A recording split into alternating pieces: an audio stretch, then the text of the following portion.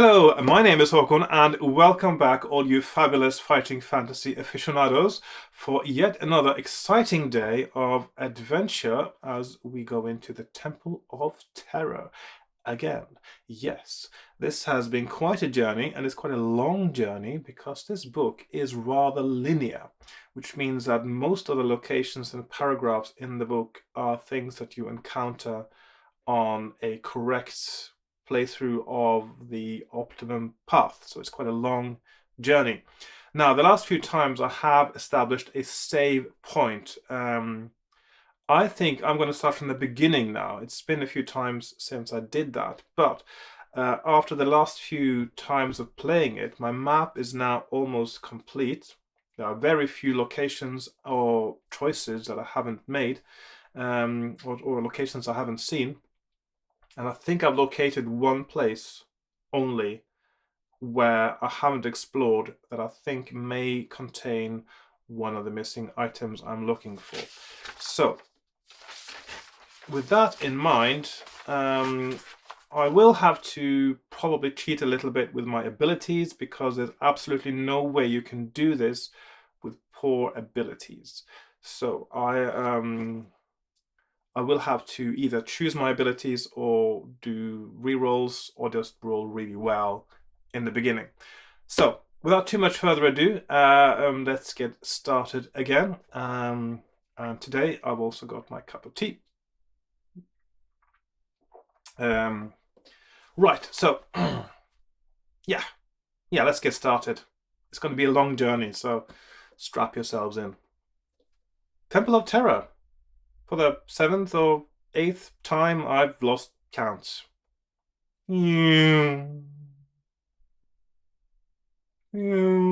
Okay, here we are. I've got my supplies ready. I got my what would have been my character sheet, I think, but I'm going to not use that and start a new one. That was the character that I was meaning to play today, the one that I had saved from last time. I've got 4 pages of maps now. And lots of red markings, which means things I should not be doing again ever, because otherwise I might die. Got my pens, paper, pens, pencil, and dice. Right, so where to begin? Yes, let's make our character first of all. So skill, stamina, luck. And this one we also have provisions. No potions in this one. We've got 10 provisions. Let's do skill. Nope, not good enough. Nope. 3, no, not good enough. The thing is, I can't really do this game without at least 11 skill, to be honest. Let's put 11, and then I might still have to do some rerolls to win the game. Stamina. No, I'll just use the abilities I had from my save game, which is 11, 22, 11. Just make it simple. Gold, there will be gold. Spells, there will be spells.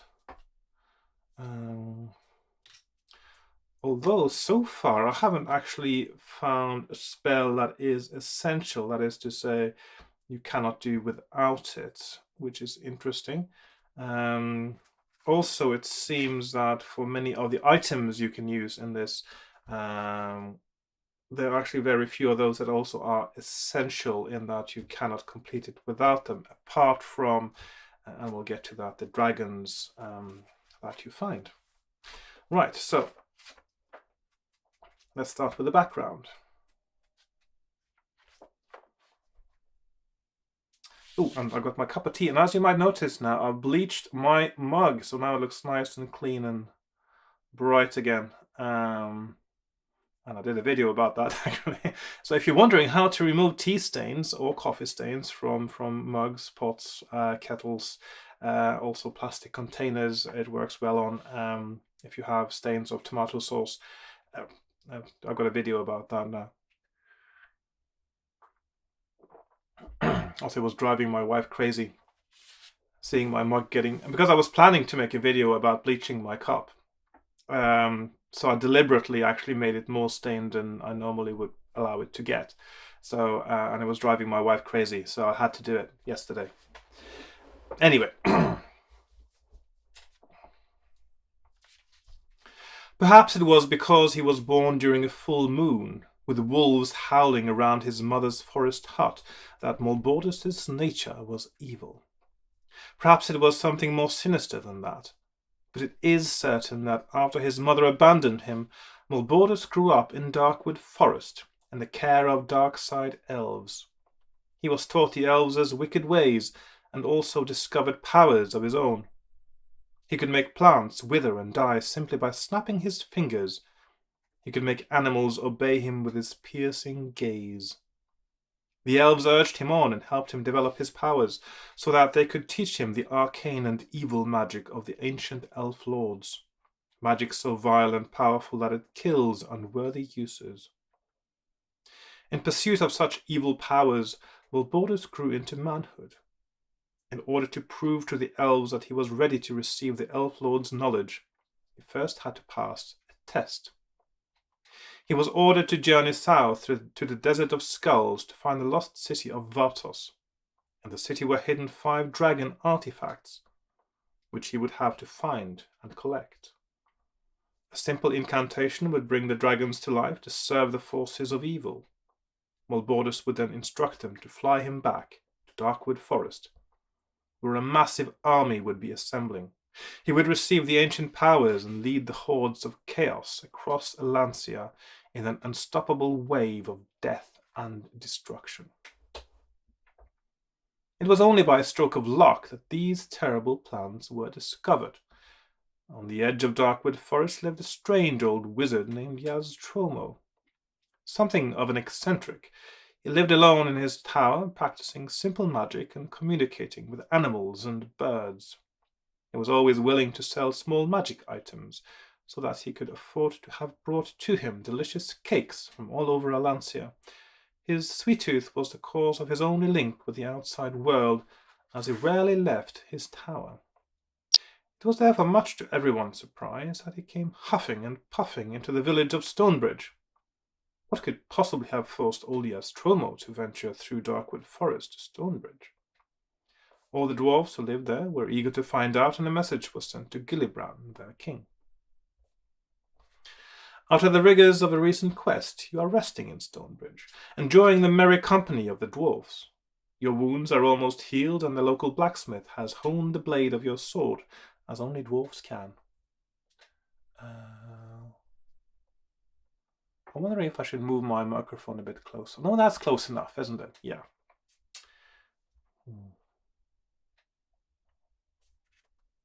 Resting on a porch with your feet up on the railing, you are intrigued by the commotion in front of you in the village square. Followed by a throng of inquisitive dwarfs, Aztromo climbs the stone steps of Gillibrand's house and is warmly greeted at the top by the king. The crowd falls silent when Gillibrand raises his hand and Aztromo turns to speak. You slide out of your chair and join the crowd to hear what the wizard has to say. With a glum expression, his face almost as long as his beard, Aztromo relates the bad news concerning Malbordus. The dwarfs look up apprehensively as though expecting the 5 dragons to descend upon them at any moment. He calls on them to show courage, saying, "Friends, look on the bright side. At least we are warned of our impending doom. Thanks to my pet crow, who overheard the conversation between the Dark Elves and Malbordus. What we must do now is find somebody who can reach the lost city before Malbordus and destroy the dragon artifacts. We need a fearless young warrior who is willing to risk life and limb to save us all. Is there one among you who would volunteer?" Each dwarf looks around to see if another has dared to accept the challenge. Standing there watching the worried dwarfs, you realize that there is only one thing you can do. With a wry smile on your face, you raise your arm in the air and offer your services. "Me, sir? I'll do it, sir." Aztromo sees you and says, "Haven't I seen you somewhere before?" "Never mind. You look like the kind of person we want. Make way for our brave volunteer. We must leave for my tower immediately. Come along, let's be off. You have a lot to learn." I cannot teach you much until we are safely through Darkwood Forest and inside my laboratory. You hardly have time to cram your belongings into your backpack before the impatient wizard leads you out of Stonebridge towards his tower on the southern edge of Darkwood Forest. Now turn over. And after that, I'll have a sip of tea. Thank you very much. There we are. I like the taste of Earl Grey in the morning. There we are. For an old man, Aztromo is surprisingly sprightly. You cross Red River and the ploughed fields beyond and soon reach the edge of the forest. The Aztromo still doesn't stop. It takes a narrow path leading into the dark wall of trees. The light fades. Branches and knotted roots obstruct the twisting path and make the walk very tiring. You ask Aztromo why he seems unconcerned at the possibility of being attacked by forest monsters.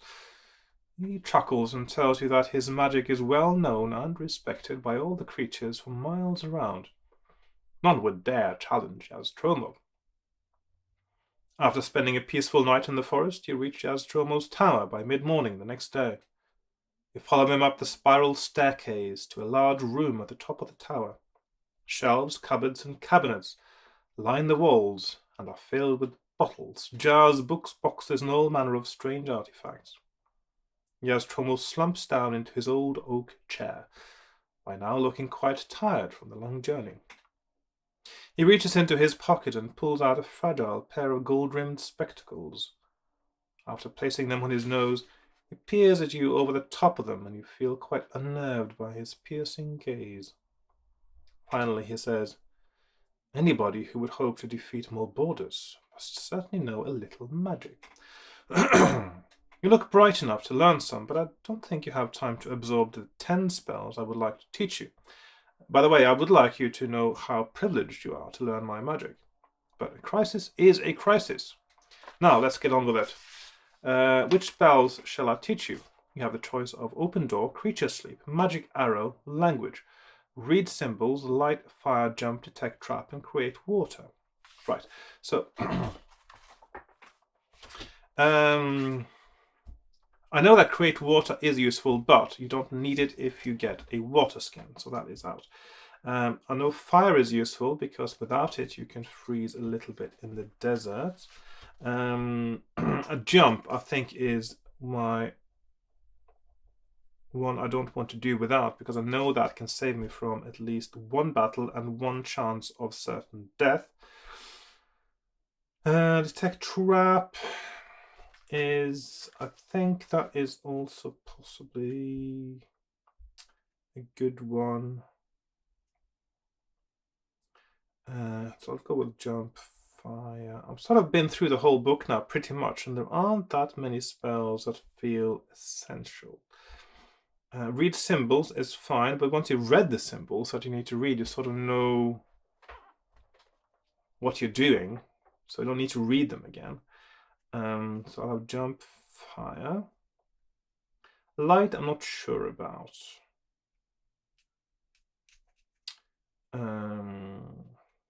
Detect Trap. Maybe I'll go with Detect Trap.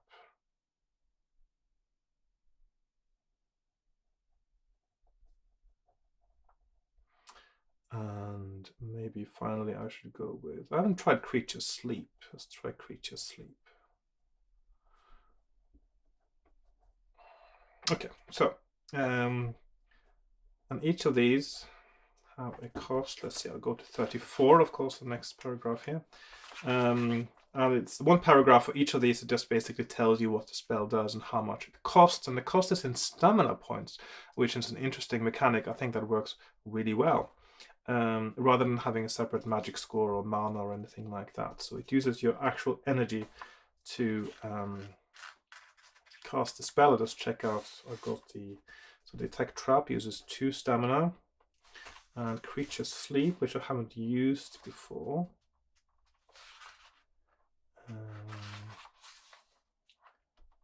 Only 1. Okay, so 1 stamina point for Creature Sleep. Okay, that's pretty good.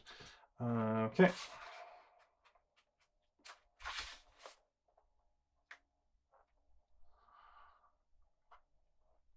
So I picked my 4 spells, and I'm going to go to 180.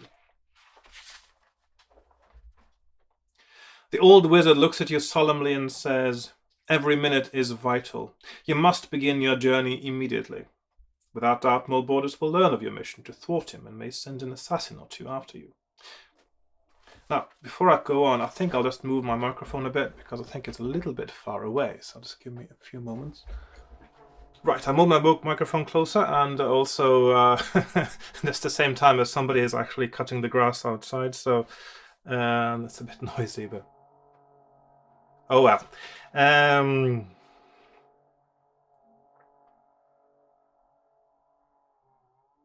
The old wizard looks at you solemnly and says, "Every minute is vital. You must begin your journey immediately. Without doubt, Mulbordus will learn of your mission to thwart him and may send an assassin or two after you.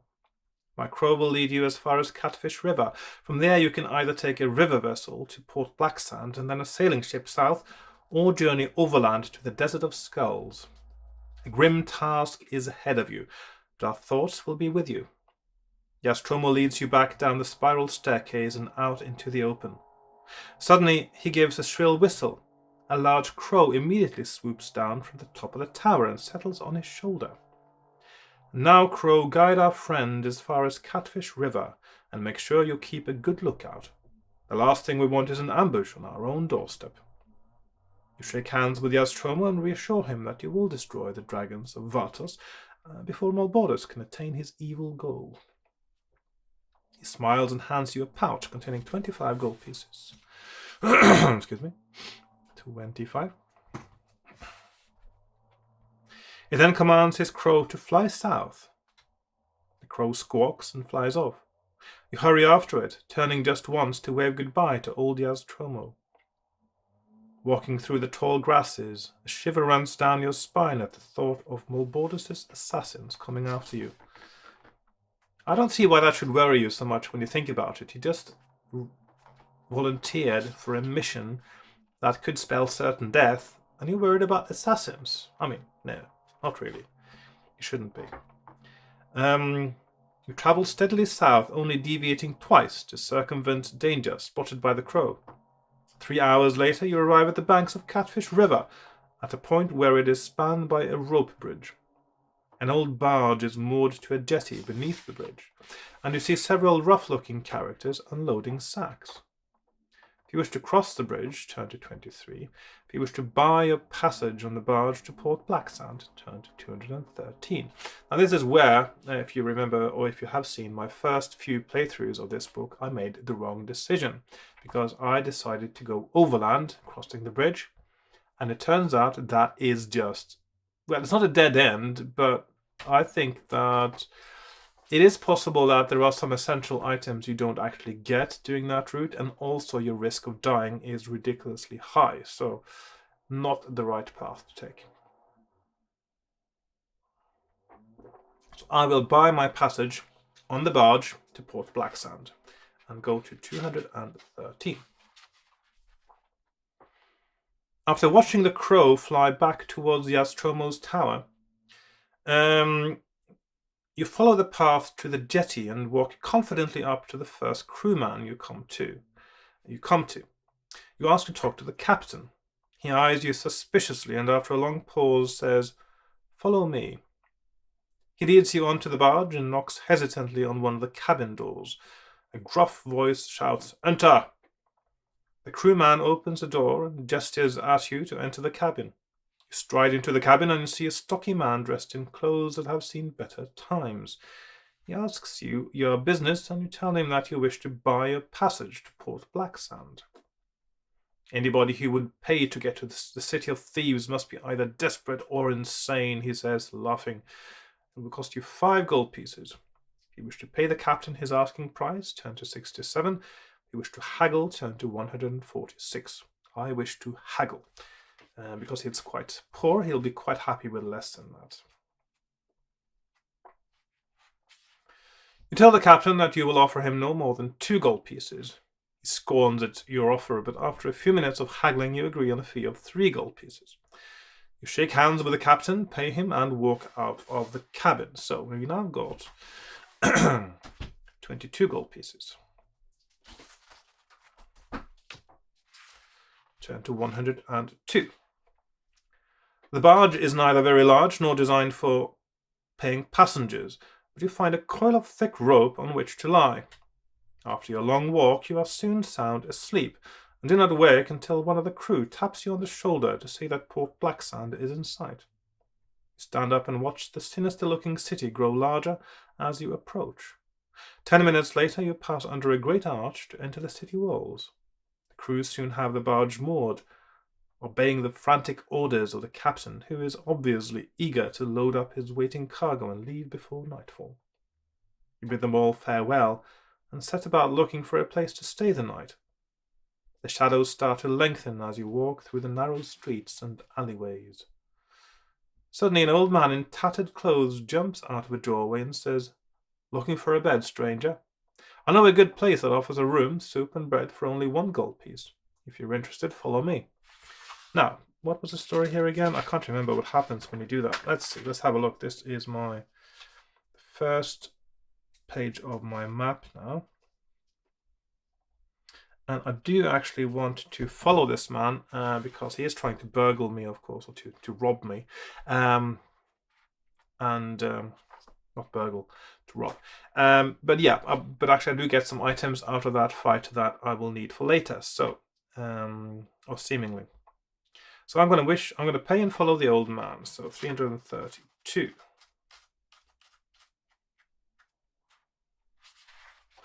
The old man hobbles ahead of you along the streets and stops in front of a dilapidated house.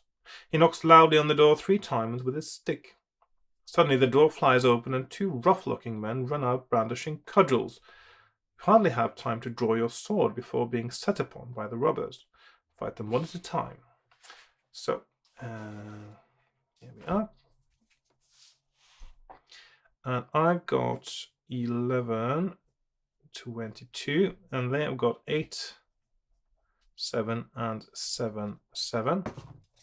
And one at a time. So, I've got a 3 skill point advantage for the first one. He rolls 8, I roll 8, so he's down to 5 hit points. He rolls 10, I roll 5, so I'm down to 20. He rolls 8, I roll 11, he's down to 3. He rolls 3, I roll 10, he's got 1 left. He rolls 4, I roll 6, he is dead. Next one, I've got 4 skill point advantage. He rolls a 5, I roll a 5, he's got 5 left. 7, 10, 8, 2. Getting some injuries now. He rolls 12. I roll a 3. This is not very good, is it? He rolls a 9. I roll a 5. I have to draw. He rolls 10. I roll 3. This is terrible rolling today. So I will probably have to cheat at some point if this is how it's going to be. As I'm struggling even in this simple battle now. And he is also finally dead. Okay. Only got 14 stamina left. Oh, that's terrible. Okay, so 14.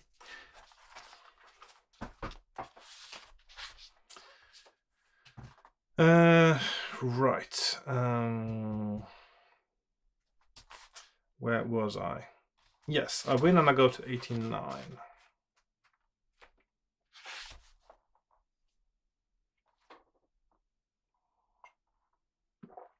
You look around, but the old man is nowhere to be seen. Rummaging quickly through the robber's pockets, you find a small brass telescope and 3 silver buttons. Now, I don't know about the telescope, but I know that the buttons are going to be useful later. So 3 silver buttons. 1 silver button is enough to buy you a water skin. Another silver button, apparently, at least that's my theory, is going to repel a kind of a ghost as well. So the only way I know that is because I've exhausted the other options in that particular encounter. So I'm presuming that the button will actually get rid of the ghost. Okay.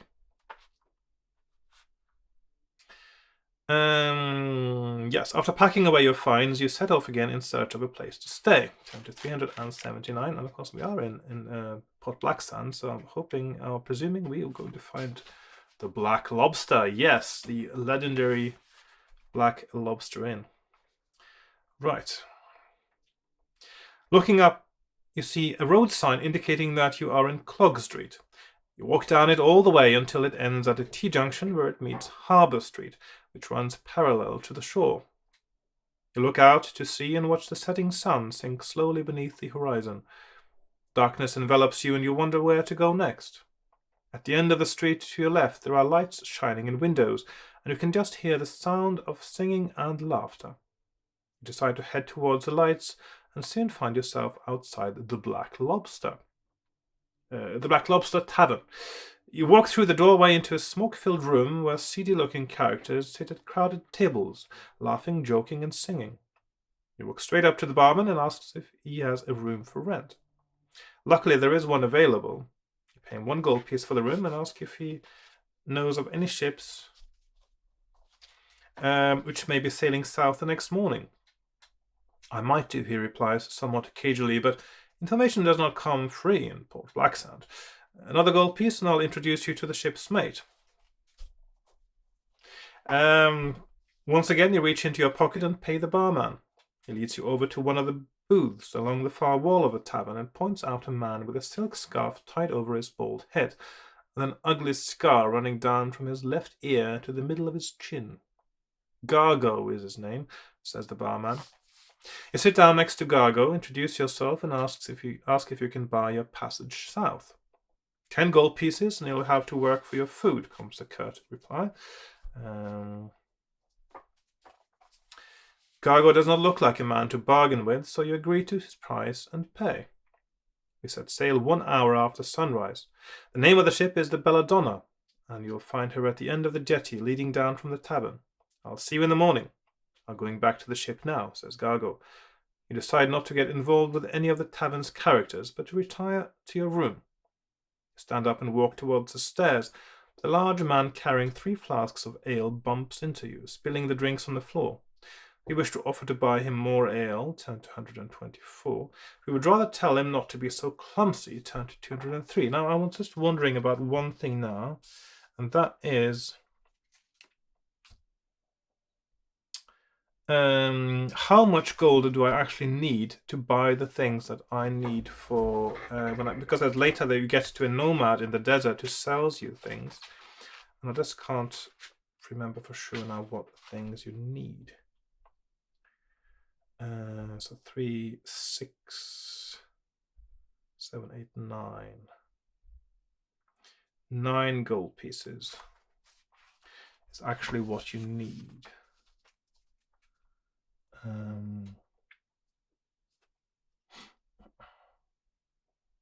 So I think that you actually will be fine without doing this fight with the guy with the ale. So then you'll have 9 gold pieces left. So I'm gonna do. So I'm going to apologize and pay for the ale, and I'll have 9 gold pieces left. So. Oh, you lose a lock point as well. That's a bit of a bug. Yeah, I don't know. He's quite a hard battle to fight, though. Yeah, I'll go with that. I'm gonna. Although the man bumped into you, he shouts and curses until the 3 flasks are filled again. Yet another gold piece is spent paying for his drink, so I've got 9 gold pieces left. And you begin to wonder how long your money will last. Lose 1 luck point, which I hadn't put on my map here. -1 luck. Not a disaster, of course. Most of the luck points, most of the luck tests are actually things you have to do when you make a wrong choice. So that's quite. I've noticed that in another, I think in Caverns of the Snow Witch as well. You use a lot more luck points when you go make wrong choices. So if you start using a lot of luck points, it is an indication that you're on the wrong path. So, yeah. You finally manage to leave the bustling bar and lock yourself inside your room. You wake at dawn after a restless night, scratching madly at inflamed bites from the bedbugs in your straw mattress. Wasting no more time in the Black Lobster, you make your way down the jetty to the Belladonna, which, you notice, is flying the skull and crossbones, the flag of a pirate ship. Walking cautiously, up the gangplank, you step aboard the ship. Now, the skull and crossbones thing, I know that's quite a sort of an iconic pirate ship flag, but in the old days, when you had real pirates, the pirates didn't have each of the pirates had their own flags. And the skull and crossbones, I think, just happened to be one of the most. A lot of them had skulls on their flags, but the skull and crossbones, I think, is probably one of the more famous ones. I can't remember his name now, but I think it's one of the more famous pirates that had that iconic skull and crossbones flag that we now associate with all pirates. Anyway. Walking cautiously up the gangplank, you step aboard the ship, turn to 238. You walk around the ship until you find Gargo. He tells you that one of his gunners was killed in a tavern brawl last night. And this is if you do have that fight with the guy with the ale and you kill him. I'm sort of thinking that's sort of meant to be the gunner. It doesn't say, but that's what I think. And that you will have to take his place. Your job will be to load cannonballs during battle. You are taken below deck and shown your hammock. Soon the Belladonna sets sail, and you are pleased that at last you are heading south. In mid-afternoon there is a sudden shout from the crow's nest. Ship on the starboard bow. The ship is suddenly bustling with the crew, running about their duties. The captain shouts his orders, and everybody runs to their battle stations. Wondering who the enemy might be, you take your place at your cannon. You hear the bad news that the enemy is a man-o'-war and not a merchant ship. Noise suddenly erupts all around as the man-o'-war's cannonballs smash into the Belladonna. The order is given to fire, but you realize that the Belladonna is no match for the battleship. In the course of the fierce battle, the Belladonna starts to sink, and you fear for your life. Roll 2 dice, and that's a skill test. And I rolled 7, so yeah, that's good enough. 308. As the ship starts to sink, all the cannon crew run towards the wooden steps that lead to the upper deck. You are one of the first to reach the steps and manage to get on deck just as the ship goes underwater. If you wish to grab a piece of the masthead and drift away from the man-o'-war, turn to 293. If you wish to swim towards the man-o'-war, turn to 230, and I am going to swim towards it. You swim furiously towards the man-o'-war and wave your arms to attract attention. A rope is thrown down to you and you haul yourself onto the victor's ship. Much to your surprise, the crew are made up entirely of dwarfs. You don't expect them to be on the water, do you? The captain questions you and other members of the sunken Belladonna's crew, who have also been brought aboard. You tell the captain that you are on an important mission which started at the dwarf village of Stonebridge. The captain eyes you suspiciously, accusing you of being no more than a desperate pirate. So you say you started your quest in Stonebridge, says the captain. If that is the case, tell me who is their king. Well, everyone should know this in the world, shouldn't they? He's been king for a while, surely. If you reply that his name is Galibrin, turn to 173. If you reply that his name is Gillibrand, turn to 278. We know his name is Gillibrand, of course, which we have known since we played the Forest of Doom.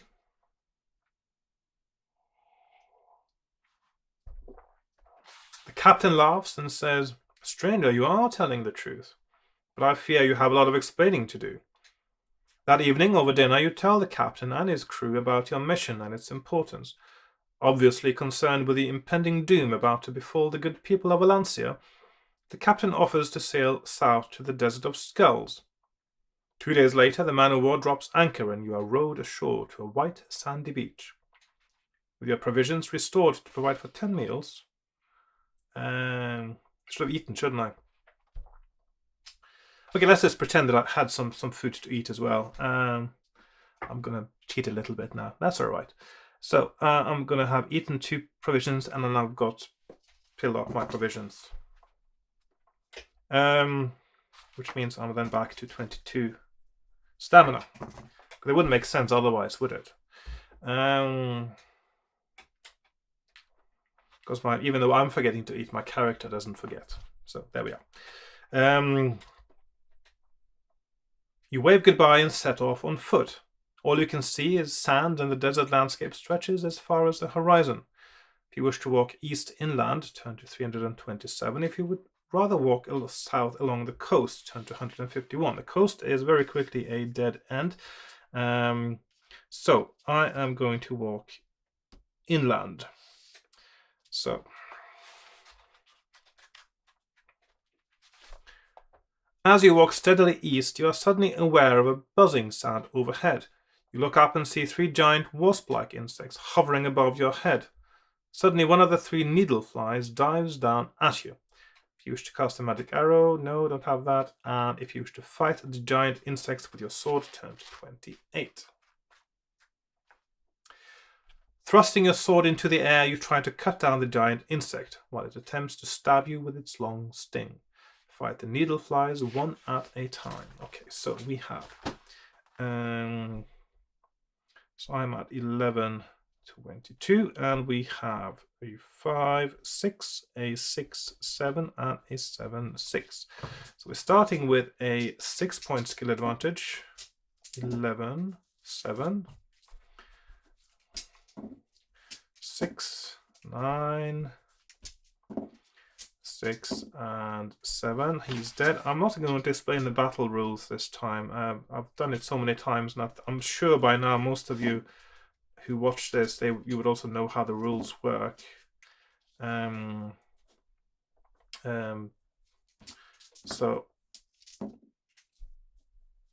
I'm not going to spend any time doing that. If you are curious about it, if you would like me to explain it in every single video, please leave a comment.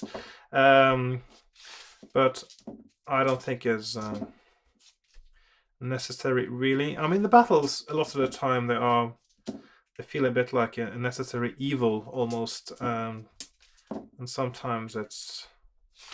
I don't like the battles as much as I like the rest of the game, trying to find the right path, things like that. So it's just something that I just do to get... Sometimes the battles are memorable, though, especially if you have your odds stacked against you and you have to really use your every effort of will, it feels like, to make it, and you have to use luck, things like that, to try to get through a battle. And it can be, but there's very few of those, very few and far between.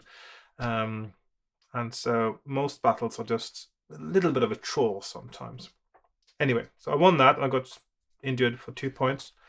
And I go to 168. You step over the grounded needle flies and continue your trek. After half an hour's steady walking, you stumble upon a robed man lying face down in the sand.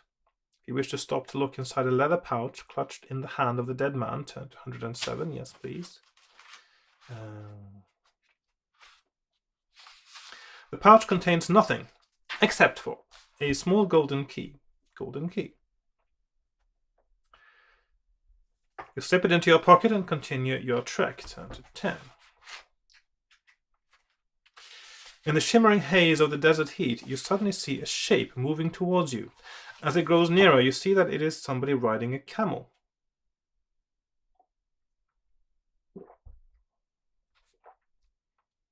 If you wish to speak to the desert rider, turn to 99. I will speak to him. On seeing you, the desert rider draws his sword and brings his camel to a halt. You call out, saying that you do not wish to fight him. You learn that he is on his way to join a merchant's caravan. You ask him if he has any water to spare, and he offers to sell you a canister, but not for money. It's also something I find a bit weird, actually. I don't think I've said that before, but you don't keep water in canisters in the desert, or you keep it in water skins. I mean, a water skin it shapes to your mount, so that when you've got your water skin hanging over the camel's back, it's comfortable for the camel. A canister, on the other hand, is angled and jagged and just not suitable. So yeah, it's a water skin. It's supposed to be, but there you go.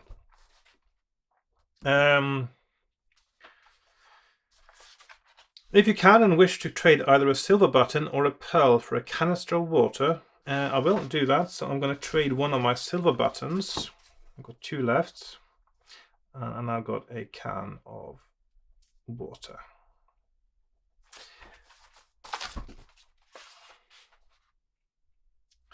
After bidding farewell to the desert rider, you set off east once again, turn 257. Quite unexpectedly, the wind starts to blow and the sky grows dark. The wind becomes a howling gale and whisks up the sand, making it almost impossible to see. You are stranded in the middle of a sandstorm. Lose 2 stamina points and test your luck. Luck 10. That was over 10. I actually don't know what happens if you lose your luck roll there. Okay, let's find out. 385.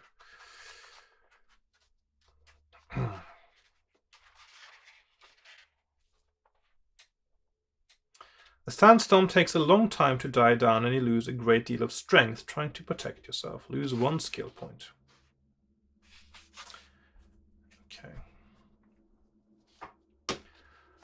I think that's going to be an illogical loss of skill point because it's one that you don't get back even if you get to rest and recuperate later. Eventually the wind dies down, you brush yourself down and press on east, turn to 26. Now where is the, let's see, oh yes, I do have that on my map, okay.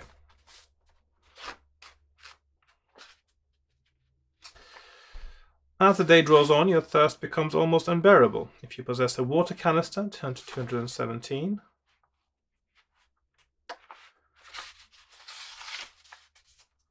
You take a long gulp of delicious water, savoring the brief moment when your mouth does not feel as dry as a desert sand all around you. The afternoon sun continues to beat down relentlessly, its intensity causing shimmering waves of heat to rise from the parched sand. You resist the temptation to finish off the water and press on. Turn to 303. Half an hour later, you see a low brown tent which you recognize as a type used by desert nomads. A horse is tethered to one of the tent pegs. If you wish to make contact with the nomad, turn to 196. If you would rather head south to avoid the nomad, turn to 389. So I'm going to make contact with the nomad, 196. You are no more than 10 meters from the tent when suddenly the flap is thrown back by a fat, bearded man in yellow robes, his fingers adorned with ornate gold rings. He does not attempt to threaten you, but beckons you inside his tent, saying, "Stranger, you look in need of a rest. Please accept my hospitality. I may even tempt you to buy some of my exotic wares." Sensing no apparent danger, you step inside his tent and squat down on top of a rug. The nomad, whose name you learn is Abdul, gives you food and water, which makes you feel much stronger, but it doesn't give you your skill back, which was because, according to the text, because you were getting weaker from all the sandstorms. So that is a bit unfair, I think. Anyway, my stamina is back to 22. Abdul then smiles and says, "Now what will you buy, my friend? What will you buy, my friend?" He goes into great raptures about all the goods he has to sell, which you finally learn are as follows: sealing wax, onyx egg, ivory beetle charm, bracelet of mermaid scale, silver mirror, crystal key, ebony face mask, and bone flute. Now, most of these things, I've never seen any use for them anywhere. The ones I have seen use for are the onyx egg, the bracelets, and the crystal key. So I'm using my last 9 gold to buy those 3 items. If you can and wish to buy any of Abdul's goods, make the necessary adjustment on your adventure sheet, etc. Abdul tells you that he thinks Vatos lies in the southern part of the Desert of Skulls, and you decide to take his advice. Not that lost a city, is it, when you think about it? Thanking him for his help, you set off south, turn to 389. Now, this is the tedious battle coming up now, and I've lost this a few times. Not long after the tent is out of sight, you begin to feel a slight tremor in the ground beneath your feet. Suddenly, the sand starts to shift before you. It rises into the air and then falls down in a great cascade, to expose the long body of a huge worm. You realize with horror that a giant sandworm is about to engulf you with its spiked oval mouth. It is at least 20 meters long and you must fight it. Skill 10, stamina 20. Completely pointless, really. This battle, it just is rolling dice exercise. I'm not a big fan of that at all. In fact, it's such a long battle, potentially. Just skip it. No, I'll do it. I'll do it. But if it goes bad, I'm just going to pretend I won easily and just get on with it, because it's. So I've got 10-22. He's got 10-20. So basically now it's a 50-50 dice rolling exercise. He rolls 3, 6. He rolls 2, 3. Oh, okay. He rolls 10. I roll 10. 8, 10. He rolls 4. I roll 12. He rolls 4. I roll 5. He rolls 10. I roll 10. He rolls 6. I roll 6. He rolls 7. Oh, I roll 12. He rolls 7. I roll 7. He rolls 5. I roll 5. He rolls 9. I roll 8. He rolls 7. I roll 7. He rolls 8. I roll 3. 5. 11. 9. 8. 8. 10. 9. 10. 6. 4. 7. 9. Okay, that went easier than it usually does. Okay, so I got 14 stamina left after that. That's the easiest I've beat him ever. I'm actually rolling rather well this time.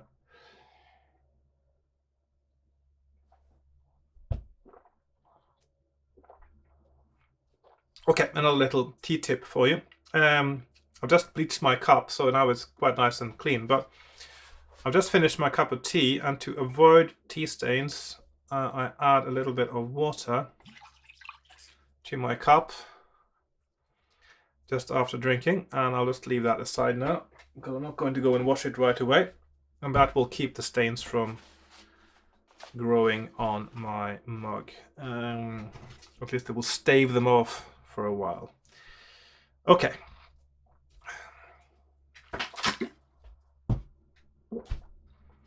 I'll turn to 18. Okay. Now, what do I have of stamina coming up now? I've got a few stamina going down. So I need to eat soon. I'm just seeing now there is...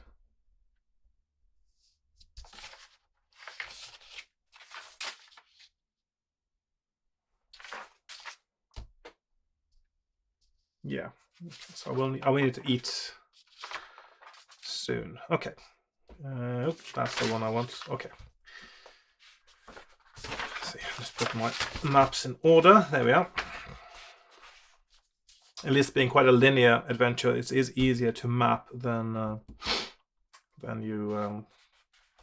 Scorpion Swamp or things like that. And also Creature of Havoc, I've heard, is quite a nightmare to map out. Also, I found House of Hell quite tricky as well. Right. Where was I? Yes, I just beat the sandworm, and I got 18 years to chip off one of the sandworm's teeth, which is an essential item, by the way. So a sandworm tooth. If you remember, if you saw my last playthrough, I had the sandworm tooth and I accidentally gave it away at a point, I think, just before that's the only item I could use to kill someone. So It's a very important thing to keep. Okay. You tuck it into your belt and continue south. You walk steadily on until the sun sinks below the western horizon. Under the cloudless sky, the desert quickly becomes very cold. If you are able to cast a fire spell, turn to 177. If you have not learned this spell, turn to 395. So I'm going to cast a fire spell.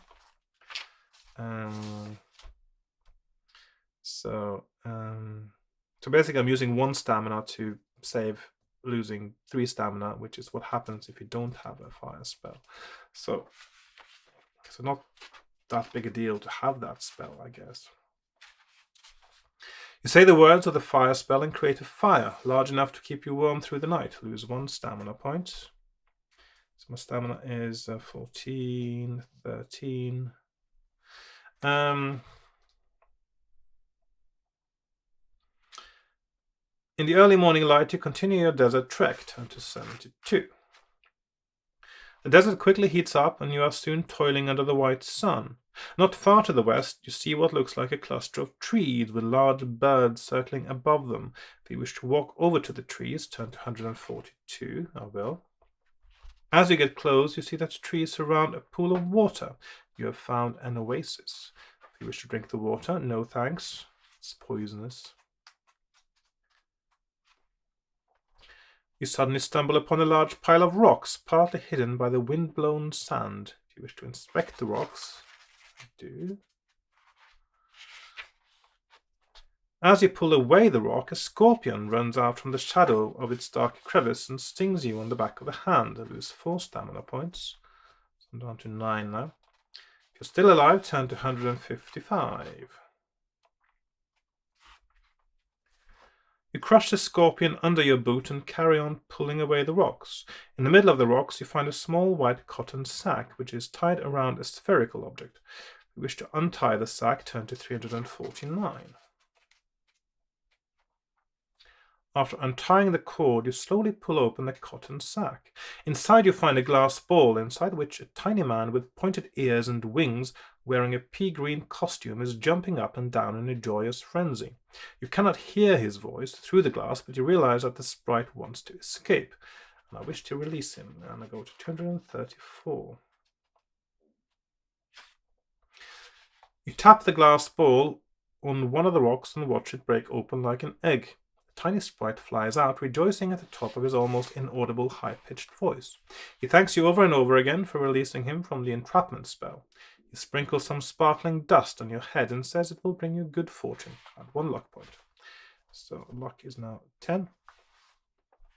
He also advises you to make a headscarf out of the sack and cord to keep the sun off your head, as it is still a long way to Vartos.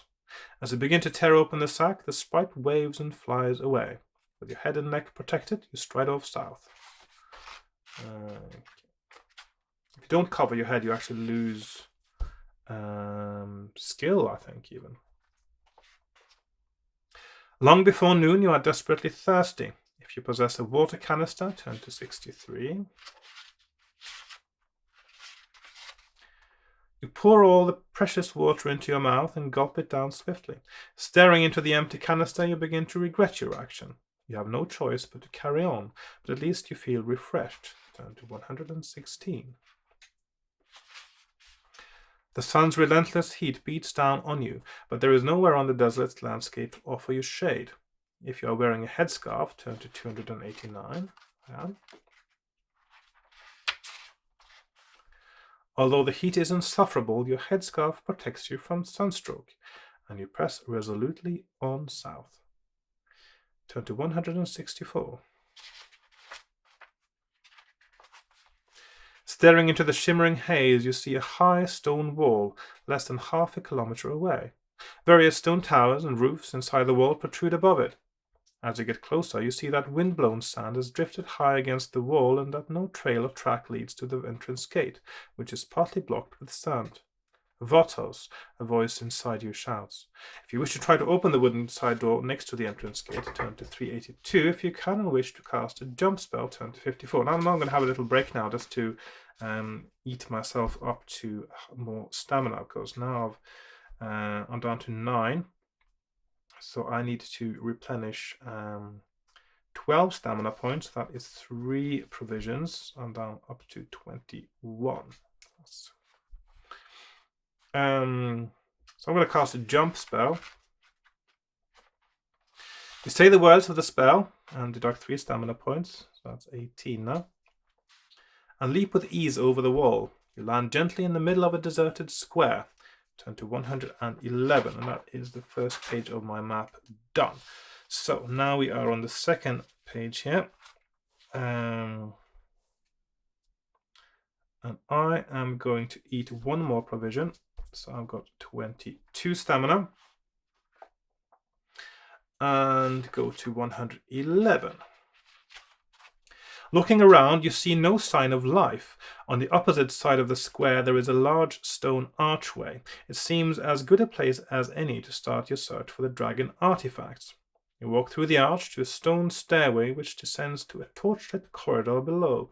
As you walk warily down the stone steps, you wonder where Mulbordus might be. At the bottom of the steps, you see an iron casket. If you wish to open the casket, turn to 287. I do wish to open it. It's just waiting for me. You prise open the chest and find a polished iron helmet inside. If you wish to place the helmet on your head, turn to 97. Yes, please. The helmet has been made by a skillful ironsmith. It will afford you greater protection. Add 1 skill point. So now I've got 11 again. Intent on finding the first dragon artifact, you walk south along the corridor. Turn to 140. As you walk down the corridor, you suddenly feel a light tap on your shoulder. You spin around and see a horrifying creature with ragged clothes on its thin body. Its hollow eyes and mouth are filled with thick slime, which makes its voice gurgle as it whispers the word death in your ear. The messenger of death then disappears, but somehow you know what has happened. The messenger of death is a sadistic killer who plays games with its victims. Staying ahead of you, it will place each letter of the word death in various locations. Should you come across and read all the letters of the word, the messenger of death will reappear to revel in the sight of your life draining away. Mulbordus' assassin has given your search for artifacts an unwanted twist. Turn to 330. Now, I'm not really scared of finding all the letters, but every time you find one, you also lose stamina and sometimes luck as well, so it's quite bad. The corridor ends at a T-junction. Patterned drapes hang down from ceiling to floor on the far wall. Will you pull back the drapes? Yes, I will. You boldly throw back the drapes, half expecting a sign of death to be revealed, but there is merely a plain iron door, which, when you turn the handle, turns out to be unlocked. Will you open the door? Yes, I will. I'm not going left and right here because I know there is a dragon straight ahead now. You enter a dust-filled room which has dried blood smeared all over its walls. There is a bucket hanging down from the ceiling on a rope just above your head. In the wall opposite you there is another door, and in the wall to the left there is a low arch from which you can hear the sound of scratching. A huge black insect, not insect, but it says insect, black arthropod's head suddenly appears out of the dark hole, followed by a long and many-legged body. The giant centipede rushes from its lair to bite you. So it's a centipede, not an insect. A centipede is its own group. Okay, so centipedes is another group, and of course millipedes another group, and etc. They're all arthropods, but only insects are insects. Right, so that's quite a tough battle again. So I've got 11, 22. This guy has 9, 7. So I've got a 2 skill point advantage. And let's see how that goes. 8, 5, 8, 5. I'll just cheat again. 6, 4. Oh dear. 10. 7. I think that I used up all my luck against the sandworm, didn't I? 11, 2, 3, 6, 8, 11, 5, 4, and finally 11, 5, not that final. 7, 7, 8, 7, and he is. Oh, hang on, he died on 7, 7 as well. Okay. So 10 stamina. Okay, so I have to eat a bit more again then. Let's see when was the next. Okay. There was a point where I could get more stamina back now, but I think that's still quite far in the future. So I'm going to be eating now. So back up to 22. Okay. So I'm going to 393. You wish to cut down the bucket from the ceiling, turn to 60. I do, indeed. The bucket clatters to the stone floor when the rope is cut, spilling its contents, old bones, all around the room. Gathering them all together, you discover that one of them has been carved into the shape of a dragon. So we got, let's see, dragons, bone. Okay, so I'm just going to keep a little box there for them. You put the carved bone in your pocket and walk over to the door in the far wall. Turn to 21. The door opens into a corridor at a T-junction. One passageway runs to the left and right of the door, and another begins immediately in front of you. You see nothing of interest either to your left or right, and you decide to walk directly ahead. Turn to 46. After walking for some 50 meters, your progress is halted by a deep pit which spans the width of the corridor. If you can and wish to cast a jump spell, turn to 215. I will cast a jump spell. Okay. You utter the words of the spell and leap over the pit with ease. 152. In the gloom of the torchlit corridor, you see a horrible creature hovering in the air and blocking your path. It is round with a large eye in the center of its dark green scaly skin, which is covered with spines. The eye stinger floats towards you, trying to mesmerize you with its hypnotic gaze and sting you with its spines. Oh, how joyful. If you wish to fight the killer with your sword, etc., if you would rather look through your backpack, I would rather look through my backpack. Looking for a likely object with which to defeat the eye stinger, you must make a quick decision. So I'm going to take an onyx egg. That's what I found out seems to work here. As soon as you reveal the onyx egg, the eye stinger becomes motionless and closes its central eye. You seize your opportunity and run past the eye stinger, holding up the onyx egg to protect you. Turn to 340. Yeah. Running along the corridor, you see an iron grill high up in the right-hand wall. If you wish to prise it open with your sword, no, I would rather walk on and go to 157. That's behind the grill is one of the marks, one of the letters of death, actually. So I'm not going to look at that. The corridor soon ends at a T-junction. If you wish to go left, turn to 175. If you'd rather go right, turn to 353. Let's have a look at my map now.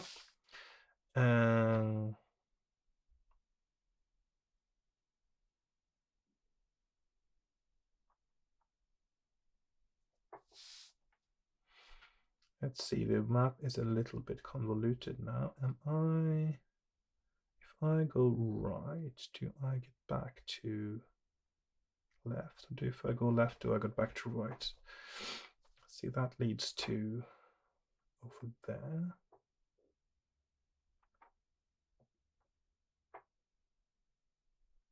Which leads to there.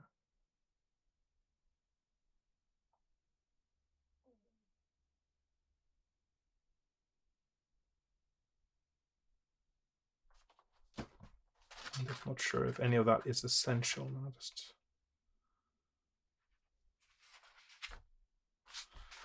Just check now because I've been here before. Okay, that is not an essential item. Oh, the shield is there. But I can get to this bit if I go left first. Okay. So I'm going to go left. I hope I'm doing it right now, otherwise I'll have to backtrack possibly and restart that bit. Okay, so you follow the corridor until it turns sharply to the right. On turning the corner, you see a tall reptilian creature wearing armor and holding a curved sword. The lizard man appears to be guarding some sacks that are piled up against the wall. If you can wish to cast a creature sleep spell, turn to 232. I will try to cast a creature sleep spell. I haven't used that before. Uttering the words of the spell, you watch with amusement as the angry lizard man suddenly drops sound asleep on the floor. Reduces stamina by 1. So that saved me actually a battle with a 9/8 creature, which is quite good to avoid.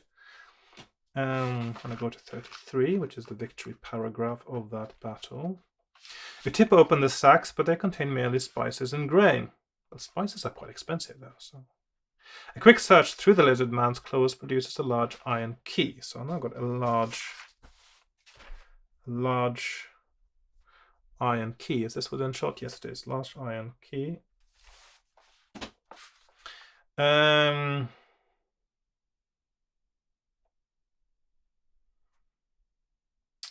was I now? Gosh, 33. Yeah. Which you slip into your shirt pocket for some strange reason. You move on and arrive at another T-junction. If you wish to go left, turn to 125. If you wish to go right. Now, this is one of those places, one of the very few places I still haven't actually discovered what's there. So I'm going to turn left here. So no, there is one dragon. I don't know where. Actually, there's 2 dragons. I don't know where are, but I'm still quite sure there's one after the point that I finished the game last time. But I still think there's one left to find back here. So that should be here. So the corridor soon comes to a dead end, although there is a ladder leading up through a hole in the ceiling. Okay, so if you wish to climb up the ladder, turn to 329. If you would rather walk back down the corridor and continue straight on, turn to 262. So I'm going to go up the ladder and go to 329. Okay, let's Poking your head through the hole in the ceiling, you see a small, cluttered room lit by a single candle resting on top of a table. Crouched in the corner of the room is a sinewy little man wearing ragged sackcloth. On seeing you, he snatches a wooden pole off the floor. Will you talk to him? Attack him with your sword. Well, I'm definitely going to need more room now for my map. Let's see. I'll climb down the ladder. So I've got... You can go back to 262, or I'll just put the new options down here on my map now.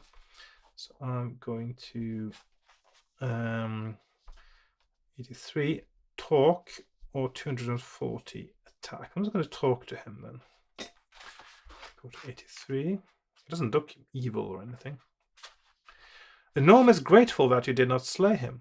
He tells you that he stumbled across Vartos many years ago and decided to stay. He is nothing but a scavenger these days, but he says he is quite happy. Well, doesn't seem that happy to me, living in this little hole here. Vartos was deserted for many years, but gradually men and other creatures found it while seeking shelter, and a few of them stayed. There is no law in Vartos, and nobody in control, although the most powerful usually get their way. Passing caravans are attacked for food, the raids being organized by a high priestess and her slaves. Ask him if he has heard of more borders, but he shakes his head, saying, I don't take much interest in people. I just spend my time collecting and scavenging. Perhaps you have something to trade. I would give a lot for one of those fancy things that you look through to make other things seem a lot closer than they really are. If you have a telescope... Oh, I did get a telescope, didn't I? Yes, when I got the robbers, I got silver buttons and a telescope. If you have a telescope to trade, turn to 138. So, if you do not have what he seeks, go to 321. Okay, so we have 138 telescope or 321. No, okay, I wasn't expecting the telescope to be useful. It's nice that it was. You take the brass telescope out of your backpack and dangle it in front of the gnome to tease him. That's a bit mean. He He starts to rub his hands together and snigger in excitement. He kicks a rug out of the way and starts to pull out a previously hidden iron ring that is attached to one of the flagstones. The stone lifts up to reveal a small chamber piled high with objects and items accumulated by the gnome over the years. You rummage through and can hardly believe your eyes when you come across a small crystal dragon. It is one of the artifacts that you seek. Ooh, so that I was right. There was a dragon there. So that is, I've got bone, I've got crystal. It is one of the, yeah, you take it and give the gnome the telescope. So no more telescope. Good trade, good trade. Bidding him farewell, you climb down the ladder and walk back down the corridor past the last junction, turn to 262. So we've got, here we've got crystal, dragon. Then we go back to 262. Lovely. So just one dragon I don't know where is exactly yet. My theory still is it is past the last point I've been to. So I've looked everywhere else pretty much.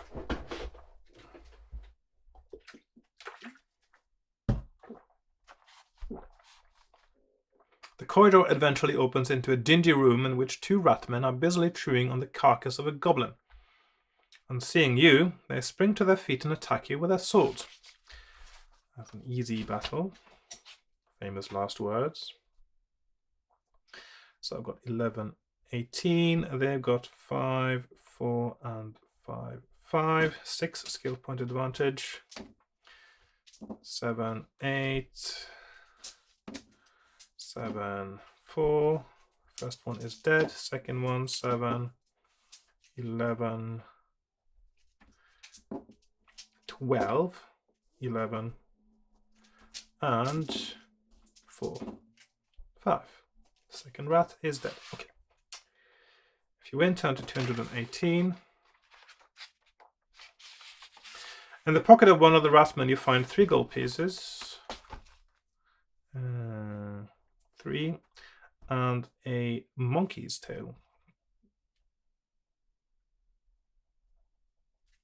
which I don't know if I'm going to be using for anything yet. If you walk through the left, okay, where are we? In the far wall, you see 2 arches and corridors running from them. If you walk through the left arch, turn to 315. If you walk through the right arch, turn to 139. So I'm going to go through. Where is it now?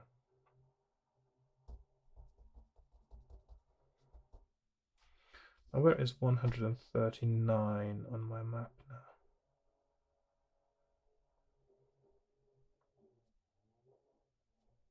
Oh, that's the right. Oh, yeah. That's got a red marking there. Okay, so 315 is where I'm going. You soon arrive at a T-junction. Looking right, you see that the floor is covered with broken glass, and so you turn left into the new corridor. The broken glass is from this guy who's throwing glass at you, and there's a curse on a piece of paper in one of the glass things. It's a bit of a strange encounter. Anyway, turn to 49. The corridor ends at a T-junction. If you wish to go left, turn to 250. If you wish to turn right, turn to 333. Right is where I get my shield.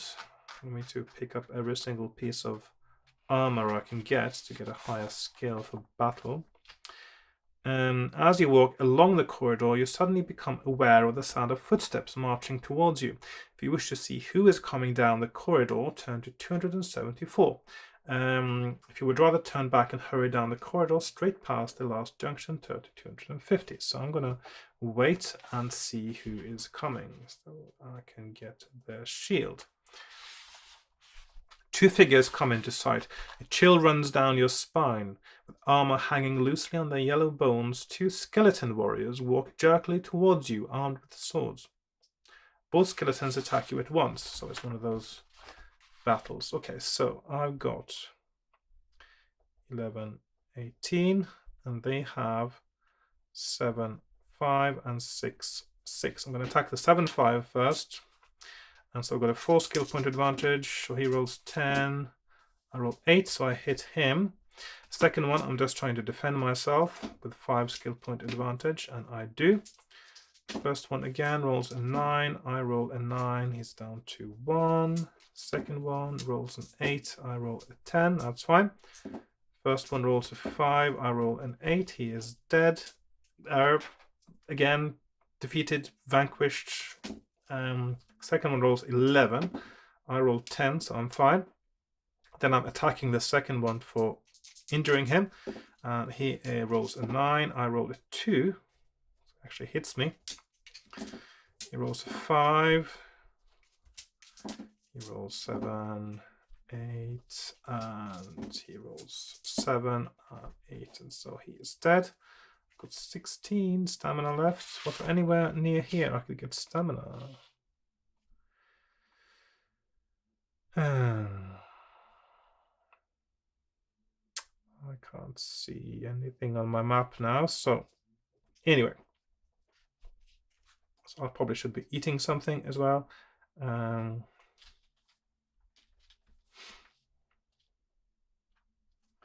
So if I eat 1 ration now, I've got 20, like so. Okay. Only 2 provisions left. Okay.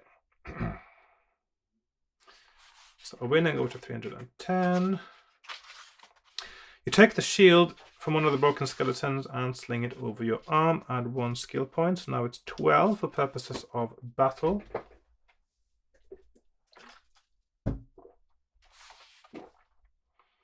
The corridor finally ends at a wooden door which is firmly locked. I cannot open it with the iron key. So I'm going to do that. Still don't know whether the thing inside is going to be useful, but you place the key inside the lock and turn it to the right. The lock clicks open and you are able to push the door inwards. Turn to 88. A door opens into a room which is bare except for 2 stone caskets lying open on the floor. It is unnaturally cold in the room and the light is very dim. Well, of course it's dim, it's underground, isn't it? In the corner you find a clay goblet with a heart etched inside the rim. Put it in your backpack. So a goblet. Which I still don't know whether that's going to be any use for anything. You walk back down the corridor and past the last junction, turn to 250. So I'm going back where I came from now. You pass a doorway in the left-hand wall which has an ornately carved surrounding of hideous creatures being consumed by flames. If you wish to open the door, turn to 128. According to this, it's absolutely no point going through that way. So I'm going to keep walking and go to 344. The corridor turns right, and around the corner you see a man lying face down on the stone floor. He is wearing blood-stained armor and his sword lies a meter away. He grunts on hearing your footsteps and tries to reach for his sword. Will you run him through with your sword, kick his sword away and try to talk to him, step over him and walk on? I'm going to kick his sword away and try to talk to him. So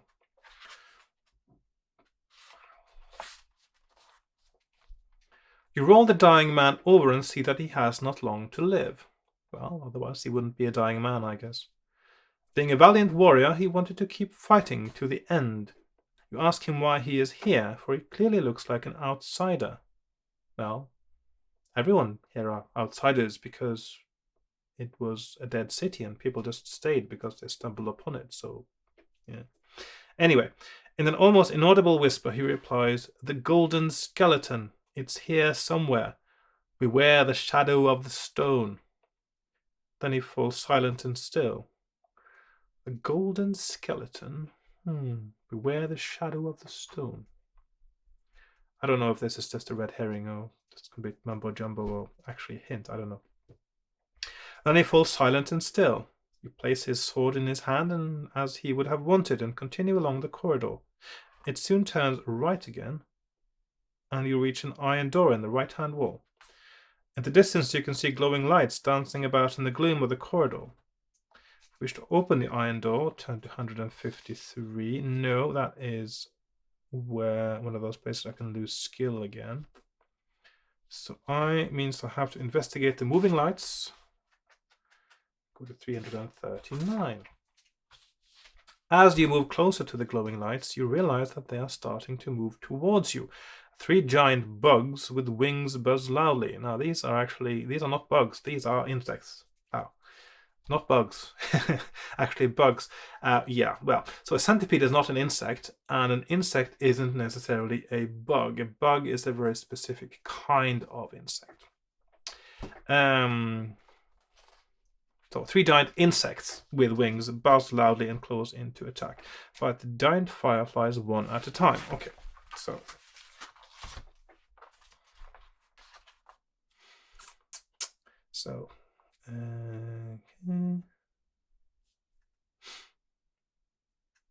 So I've got eel 12, 20.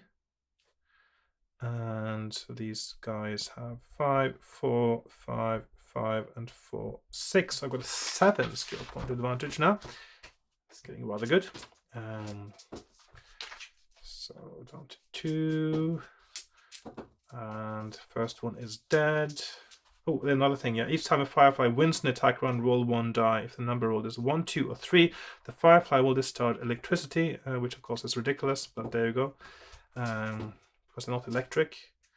5, 7, 9, 5. So second one is dead. Third one actually got a 8 skill point advantage. So and finally, yeah. So that one is dead as well. Okay. If you win turn to 38.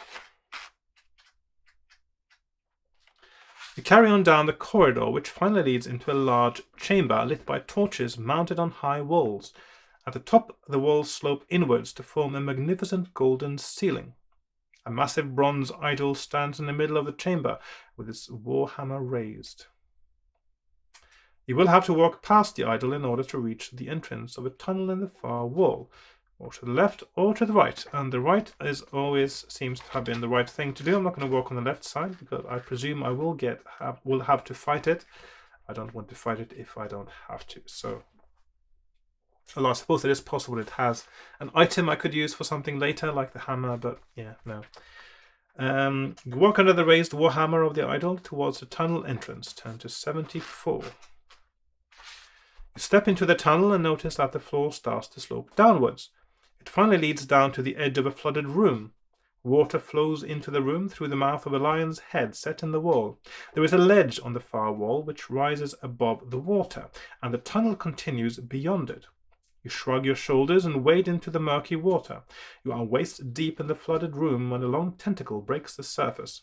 The water is stirred up as the monster thrashes around, sensing that food is nearby.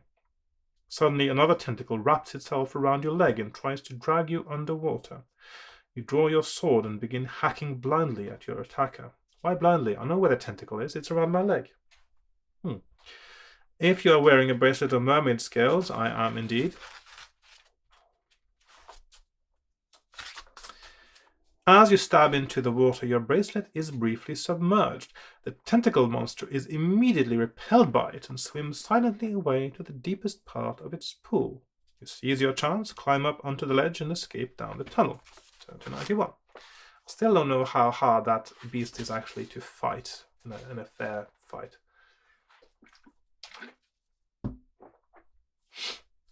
I don't want to find out. Okay, so that is 91, and that is another page of my map done. Another tunnel branches off the one you are walking down to give you a choice of directions.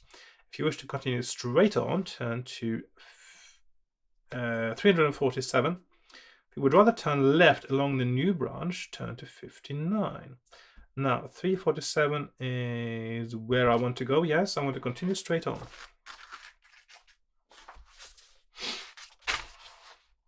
The tunnel eventually comes to a dead end. A solitary candle burns in an alcove when you see something glistening behind it. you wish to reach into the alcove, turn to 212. I do indeed. You find a small silver box inside the alcove which has a dragon motif etched into the lid. Something inside rattles when you shake the box. If you wish to open the box, turn to 29. I do. First time I found this, I thought, well, this surely must be a trap. It's too obvious that it's a dragon, isn't it? But no. You lift the lid slowly, wondering what you might find inside. Much to your surprise and delight, you see a small ornament made of silver, a dragon artifact. And that's exactly what I was feeling last time when I did that. So I've now got bone, crystal, and silver. So I've got 3 dragons. You put the silver dragon in your pocket and walk back down the tunnel to turn right into the new branch. Turn to 59. So that is... There we are. No. Head in the corridor, you see a cloaked figure carrying a lantern and walking away from you. You call out, but the figure only walks away faster. You hurry after it and are almost alongside it. Why would you do that? You should just let it go. When it spins around to reveal its hideous face. Taut yellow skin is stretched over its skull. Its eyes are blood red and sunk deep in their sockets. Surviving the stare of a phantom requires great courage. Roll 2 dice. 7 I roll. If the total is less than your skill, same as or less than your skill, turn to 280, yes. Despite the phantom's powerful stare, you keep control of your mind. With its arms outstretched, the phantom closes in to touch you, in order to intensify its power. If you wish to fight the phantom with your sword, not going to work, is it? Go to 225. If you would rather rummage quickly through your backpack for an item to use against it, go to 244. And that is what I will do. And I've tried everything here, apart from one thing. So, hoping to find something that might be effective against the phantom, you thrust your hand into your backpack. What will you throw at the phantom? A pearl, a silver button, an ivory beetle charm, or none of these? I'm going to try a silver button. I've tried the others. They do not work. It must be the silver button. Otherwise, this seems a bit ridiculous if none of those work. The phantom cringes on seeing the silver and tries to run away, but your aim is true and the silver button finds its mark. Well, I would have had another one left if it didn't. The phantom drops to the floor and within seconds is no more than dust spread among the folds of its cloak. Add 1 luck point. Ooh, nice. So we've got luck plus 1. And then we go to 190. Like so. Luck plus 1, which means I'm back to maximum luck, actually. That is pretty cool. This late in the game.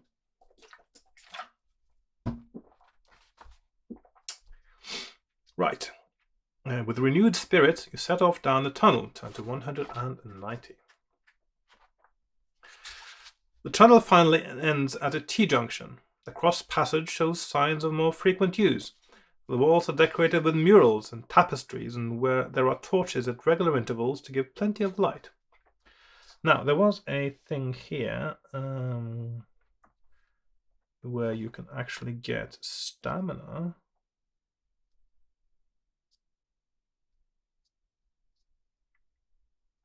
But, yeah. So I'm going to do that, I guess. So I'm going to...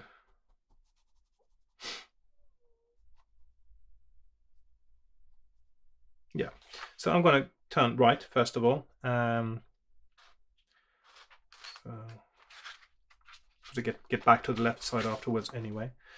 The tapestries are large and colourful, depicting various gods and deities, some of whom are in human form, some in animal form, and a few are part human and part animal. That's quite an imaginative description, isn't it? Yeah, some are like humans, some are like animals, some are like both. If you wish to pull one of the tapestries from the wall and put it in your backpack, turn to 19. Now, there is a place later where you may be able to use it, but I'm not sure if... I'll just do it anyway. Just in case. I'm not sure if that's needed or not, but I'll do it. You choose at random a tapestry with the pattern of a burning phoenix. So I've got the tapestry.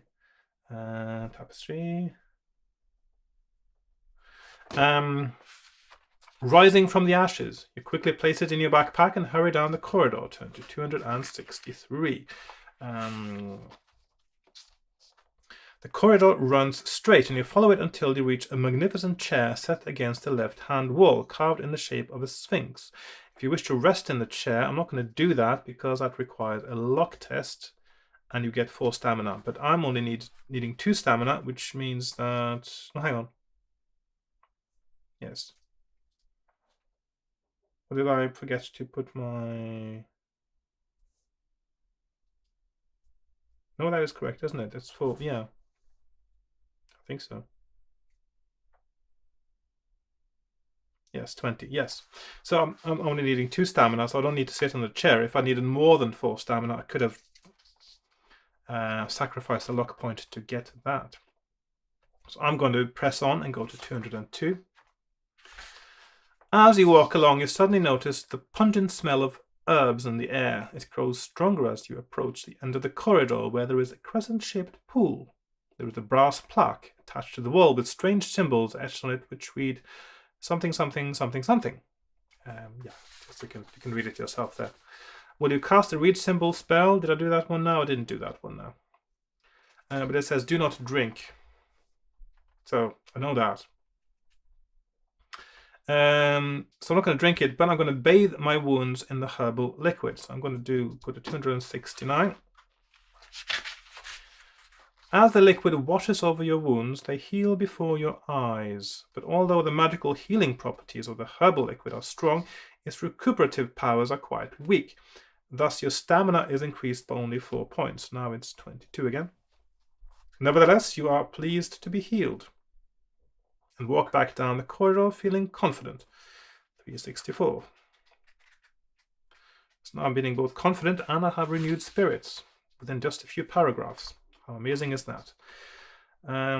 Passing by the Sphinx chair and the tapestries, you walk straight on past the junction in the corridor to look at the murals. Turn to 161. The mural stretches along the wall for approximately 20 meters and depicts a great battle. A mass of undead whipped on by vile orcs are pushing back an army of men and dwarfs. The leader of the undead is hidden by dark robes. Apart from his fleshless reptilian skull, his cold, evil green eyes stare threateningly from the mural. He appears to be holding a casket which is drawing in the spirit of the king of the men and dwarves. Drawing in the spirit of the king of the men and dwarfs, for whom the battle seems lost. You are fascinated by the painted detail of the casket and marvel at its magnificence. Do you like my work? Comes a sudden question from behind you. You spin round and see a man standing calmly with paint pot in his hand and a brush behind his ear. He is smiling and seems pleased that you are showing interest in his work. Will you attack him, reply to his question, or push past him and walk on? I'm going to reply his question. I'm going to go to 296. If you wish to reply that you do like the artist's work, turn to 181. I do like it. The artist laughs and says, I never expected a compliment in this place of evil. No doubt you have been lured here with the promise of great wealth by the high priestess Lisha. I have staked my life on my reputation. Perhaps you have not heard that Lisha is a great lover of art. Oh, she lives in the lost city. Why would I have heard of her at all? Despite her cruel and terrible ways. Each year, she secretly invites artists to perform their works inside the lost city. Down the corridor, you will see tapestries, and elsewhere there are wood carvings and etchings. She alone judges the works, and the result is final. Very final. The winner receives 300 gold pieces, and the losers are sacrificed to honor the Dark One. Needless to say, I think I'm going to win. She gives us all a ring of protection to wear so that we come to no harm while we work. My name is Murk-Egg, and I'm pleased to meet you. You ask him if he has heard of a man called Molbordus, but he shakes his head. You stress that it is very important that you find Molbordus, and ask if he has any knowledge of the tunnels and passageways. Murk-Egg rubs his chin and replies, I'm afraid I cannot help you much, as I spend most of my time painting. I do know that Lisha's inner temple can only be reached by walking through the curtain of golden rain. Perhaps whoever it is you are looking for is being entertained by Lisha. All I can do is wish you luck. Getting a bit thirsty now.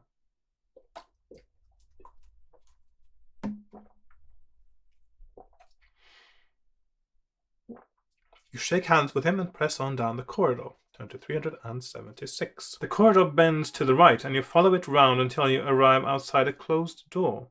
You can hear agonized cries and a sadistic chuckle coming from inside the room. If you wish to turn the handle and push the door open, turn to 206. If you would rather ignore the cries and keep on walking, turn to 66. What was the... get a hint in there, it says, but I can't remember what that is now.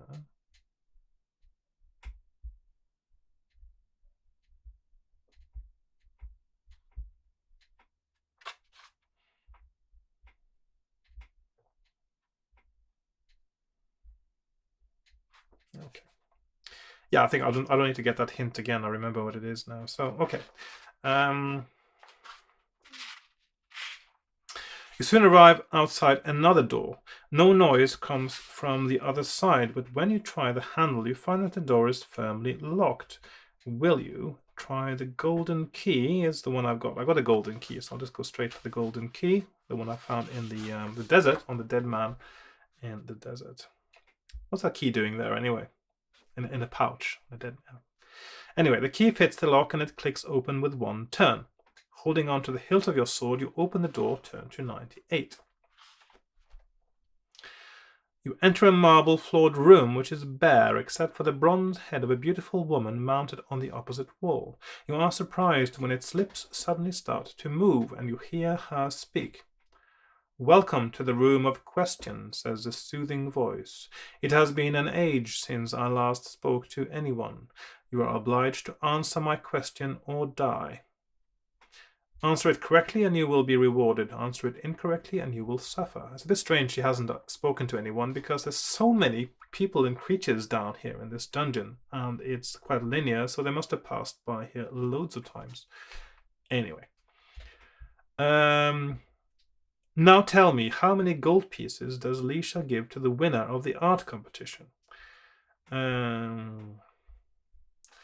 Which is kind of a silly question for someone who hasn't spoken for an age, because an age ago there wouldn't be an art competition, but there you go. 300, of course, is the answer. Well done, continues the talking head. You have answered correctly. Red smoke starts to pour from its mouth and swirl around your face. When it finally drifts away, the bronze head is still and silent. You are left feeling powerful and as though destiny is with you. Add 2 skill points, and of course I lost one early on, so now that means I am up to 1113 because I got 2 extra for the helmet and the shield, and I've got my basic 11 back as well. Luck is 11, that is maximum. With renewed enthusiasm, you walk out of the room. So now I've got enthusiasm, and what else did I get? I got confidence, enthusiasm, and one more thing. I can't remember what that was now, but within the last little bit. You walk out of the room and up the corridor, turn to 17. I suppose it's a nice stage in the book, I guess, to try to give you some encouragement before you get to the end game. The corridor ends at a doorway which is made of iron. You turn the handle and enter an empty room which has 2 doors leading from it. If you wish to open the door to your left, turn to 298. That's got a big... Oh, the right is the one I don't wish to open. Yes. If you open the door to the left, turn to 298. If you wish to open the door to the right, turn to 216. So I'm going left. The door opens into a room which is completely empty. There is a mosaic floor which has an abstract pattern, except for the area in front of the door in the opposite wall, where there is the head of Medusa. On the door there is a small box with a slot on its top. You walk up to the door, turn the handle, and find that it is unlocked. If you wish to put a gold piece into the box before stepping through the doorway, turn to 214. If you'd rather walk through without making a donation, turn to 268. I'm going to not make a donation. Yes.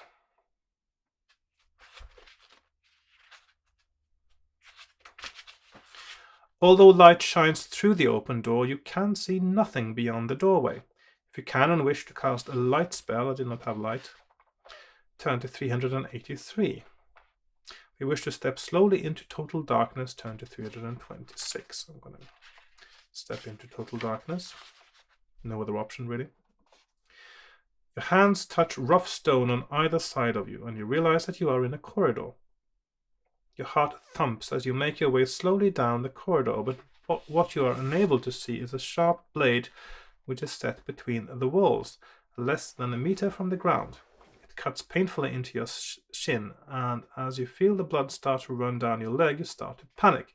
Lose 2 stamina points and 1 luck point. So I'll go to 20 stamina and 10 luck. Eager to escape from the black corridor, you run along it, bumping into a door at the far end. Turn to 79. Which means that if there had been another blade there, it would have just killed you outright, I guess. The door opens into a candle-lit chamber which has a strong, musty smell. The floor is covered with debris, scraps of rotting food, matted hair, ash, teeth, and animal droppings. Ian Livingstone likes this sort of listing things, doesn't he? The door in front of you flies open, and a deformed, one-eyed mutant lumbers into the room, brandishing a silver rod. A bolt of white light shoots out from the rod and burns a black patch on the floor by your feet. The sun has set outside. How do you know? And the night horror is stalking the corridors of Vatos in search of prey. If you wish to use your sword against this loathsome creature, turn to 85. If you would rather search through your backpack for some other weapon, turn to 309. I'm not going to look for another weapon. Hang on. There's an item I actually didn't get this time, and I'm wondering where did I... Because usually I got a bell at this point. Where do I get that again? Hang on. Just give me 2 seconds now. I've actually forgotten something or missed something that I'm supposed to have got.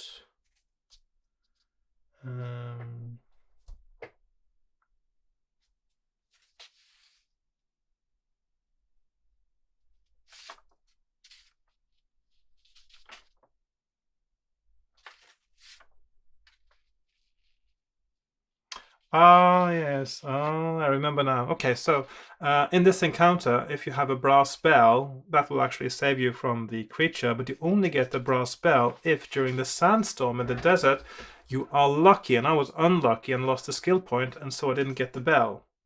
So that's the item I don't have right now. Okay, so that means that there is no point for me to try to use an item, and for the first time I have to actually fight this creature. So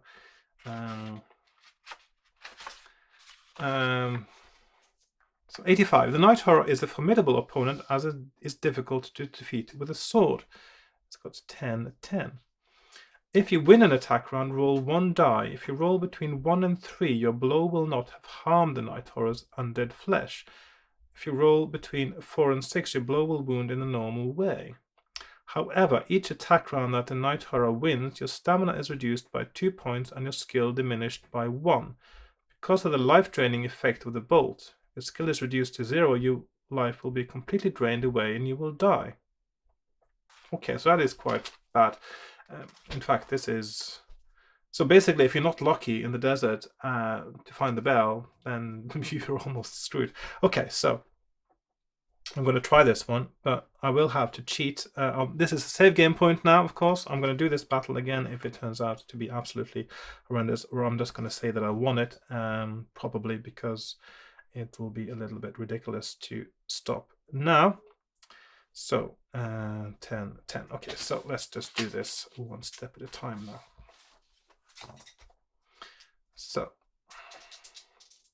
3 skill points at 1. He rolls 10, I roll 5. Okay, so he hits me. Which means I'm now 12, 18. He rolls 11. Okay, I think I'll just start over again. God, this is not going well at all. Also, do I get my skill points back? I doubt that. Yeah.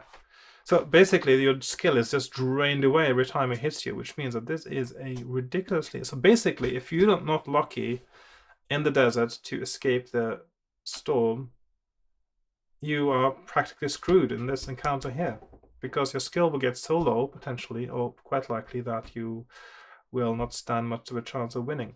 So I'm just going to say, I'm going to do my first creative playthrough now. I'm just going to cheat and say that I managed to do the luck roll in the desert and I had the bell. Okay, so let's pretend I had the bell. Okay. Because this battle is going to be ridiculous and I'll be so reduced in skill, most likely it's going to be, yeah.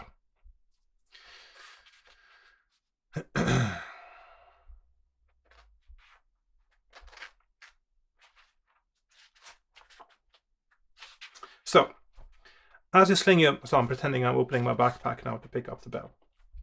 So, test your luck. So as you sling your backpack off your shoulders, another bolt of light shoots out from the rod. Test your luck. So I roll an 8, so I'm lucky. Luck goes down to 9. Hang on, did I forget to... No, that was correct, yes. As I'm lucky, I go to 145. The bolt of light flies past your head and scorches the wall behind you. What item will you pull? So a brass handbell, 198. Turns out to be an extremely essential item. You ring the bell and watch with pleasure as the night horror drops its rod and tries to cover its ears with its deformed hands. It screams in silent agony and then collapses onto the floor. But your delight is short-lived because you hear a grating sound above you. The silver rod, out of the hands of its owner, has magically triggered a mechanism in the stone ceiling, which is starting to lower on top of you. You run to open one of the doors, but both are firmly locked and cannot be opened, even by Aztromo's spell. So I want to pick up the rod. So I go to 290. You seize the silver rod and, to your immense relief, the ceiling stops its descent. You wonder how to open the door opposite the one through which you entered. If you have a crystal key or are able to cast an open door spell, turn to 178.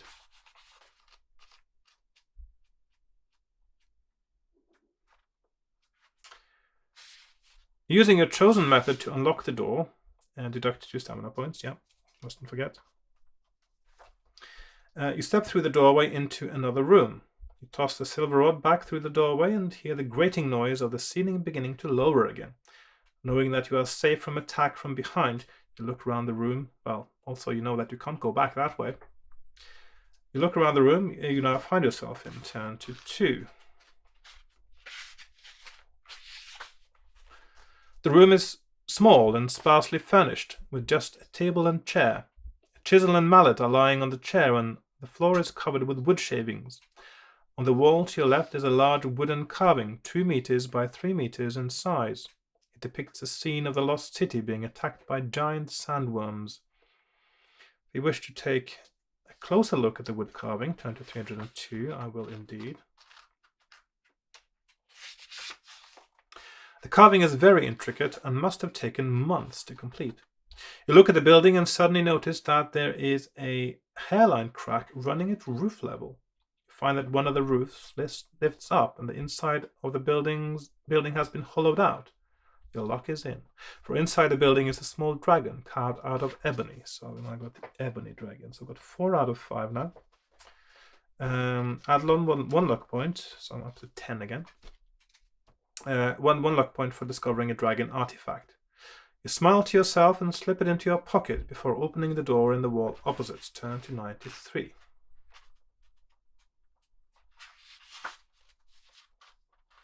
The door opens into a large hall which is lined with armor and weapons. At the far end of the hall there is an altar on a raised plinth where 3 men with sallow skin are ceremoniously clothing themselves in dark brown robes. One of them sees you and signals to the others. They each pick up a sickle and advance towards you. They are dark disciples. If you wish to tell them that you have come with a gift for Lisha, the high priestess of Vatos, turn to 11. If you would rather fight them, turn to 188.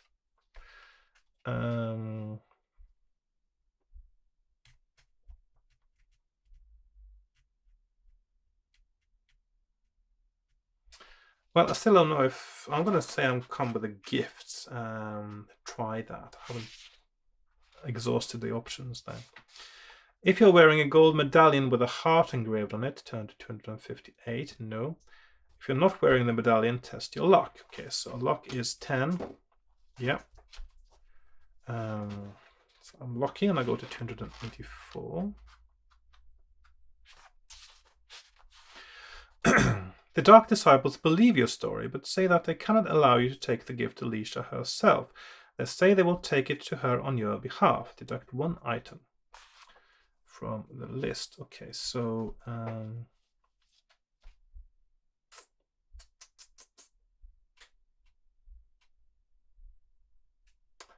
what do I no longer need? I don't no longer need an onyx egg. I'm going to give her the onyx egg. As I begin to argue about which of them should take the gift to Alicia, you slip past them and walk towards the archway in the wall behind the altar. Turn to 341. That's another quite tricky battle to go through. So lucky, and then you go to 341, which is there. Okay.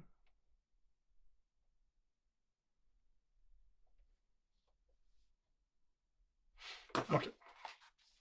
The archway has an elaborate surround of carved stone. You look through the archway into a corridor and see what looks like a shimmering gold curtain at the far end. That's the one I was told about before by the artist. Mounted along the walls are swords gripped by stone hands. Holding your sword tightly, you step warily along the corridor. As soon as you reach the first sword, its stone arm jerks into life and attacks you, while the other three cut through the air, awaiting their turn. So, I've got a 13. So 13, 20 is mine, and they all got 6-4, so that's quite easy, I guess. I've got a 7 skill point advantage. And I'll just have to hit each of them twice. So 7, 10, 5, 6. So that's the first one gone. Next one, 4, 5, 7, 11. That's 2 gone. 7, 4, 5, 10. 3 gone. Last one, 5, 5, 12, 8. Okay, so that one is also gone. Okay. Did I roll enough times? Yes, I did. Okay, so I win and I go to 191.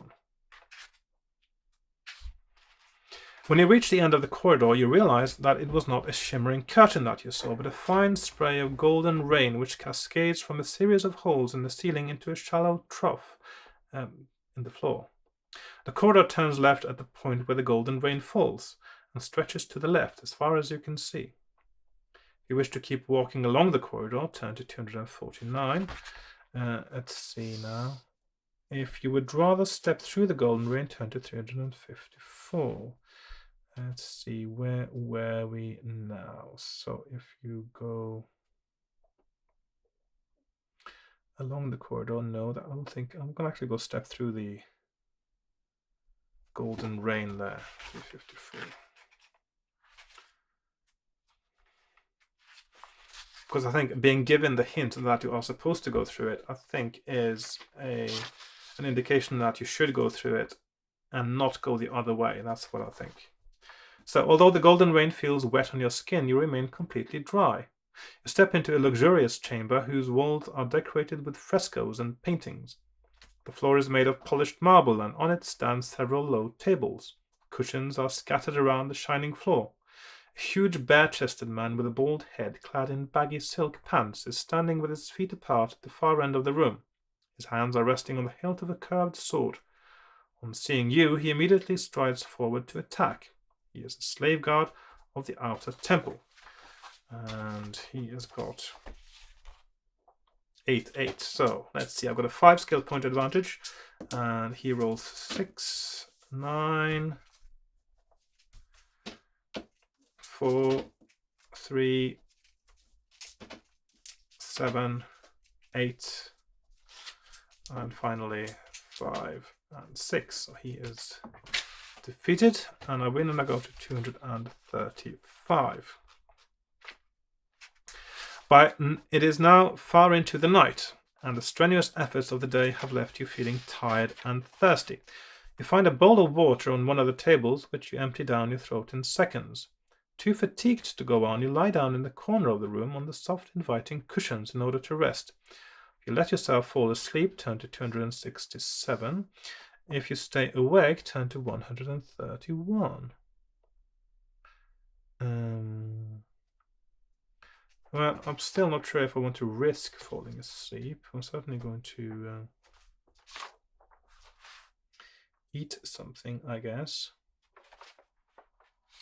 Yes, I'm going to eat one provision, go back up to 22, and I'm going to stay awake. Thank you very much. You sit up with a start when you hear a deep humming coming from the corridor on the other side of the golden rain. There is a door behind the drapes, but it is locked, and there is no time to open it. If you wish to hide behind the drapes, turn to 44. I'm going to hide, actually. Through the semi-transparent drapes, you can just see a white-robed man enter the chamber, carrying a golden chalice. He is wearing a headdress which is fastened by a gold clasp in the shape of a phoenix, with its wings flat against his forehead. When the priest sees a safeguard, he drops to his knees and presses his ear against the dead man's chest. Then he looks up and, after quickly surveying the chamber, runs out again without noticing you. Wasting no time, you set about opening the door. Turn to 336.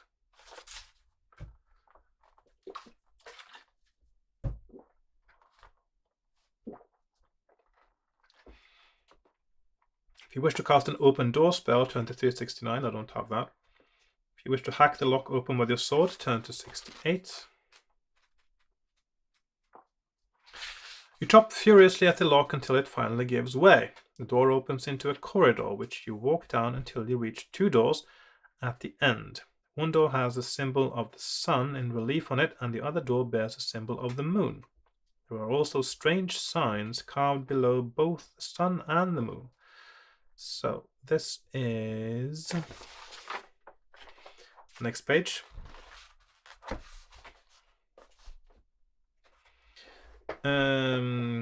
The moon seems to be correct, so I'm going to go open the moon door. And also, I think those Zs with lines through it, I don't know, it just looks like it's something bad will happen if you go through the sun door, to me. The door opens into a narrow, sloping corridor which leads into another chamber. The walls are covered with hieroglyphics, and there are 3 clay pots standing on top of a stone table. Will you lift the lid of the white pot? Let's see, the red was bad, the black was bad, the white was okay. So I'm going to lift the lid of the white pot. Inside the pot you find a copper ring which has a lightning bolt engraved on it. Will you place the ring on your finger? I will take my chances and place it on my finger.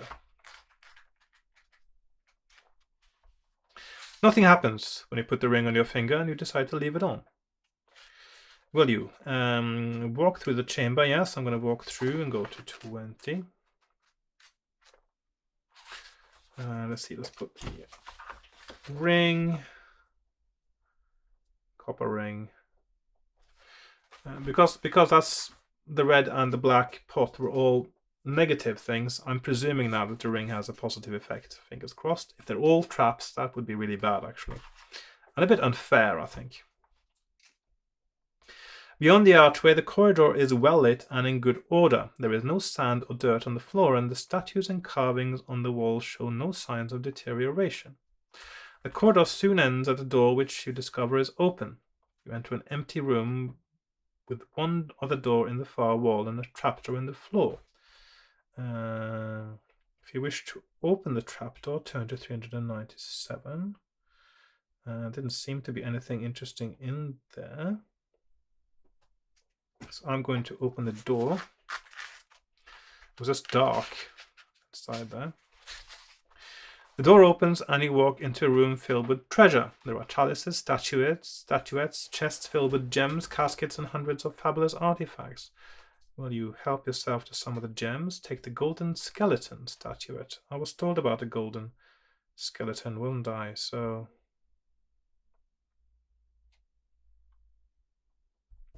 I was tipped off about the golden skeleton. Who said something about the golden skeleton? There was this guy who was, yes, the guy who was dying said something about the golden skeleton. I'm going to grab the golden skeleton. A statuette is heavy in your hand and is worth an unbelievable fortune. If you succeed in your mission, you will have been more than amply rewarded. Add 1 luck point, so +1 luck. So I'm sure that means that the guy he was looking for, that's what he was after, was the golden skeleton. So let's put the golden skeleton. Okay. Will you help yourself to some of the gems? Nah. Open the golden casket. No, I did see something about... Did I hear something about the golden casket somewhere as well in my earlier playthroughs? No, I'm going to leave the room by the door opposite. So, let's see. So I'm going to go to number 3 now. The door opens into another corridor, which is well lit and appears to be in regular use. If you wish to go left, turn to 320. If you wish to go right, turn to 358. Now, if you go left, there are steps upwards. I'm thinking that's a way out, because we're downstairs now. I don't want to go out, so that means I should be going right. And 358. You come across a bowl on a marble column. The bowl is filled with grapes, which look fresh and juicy.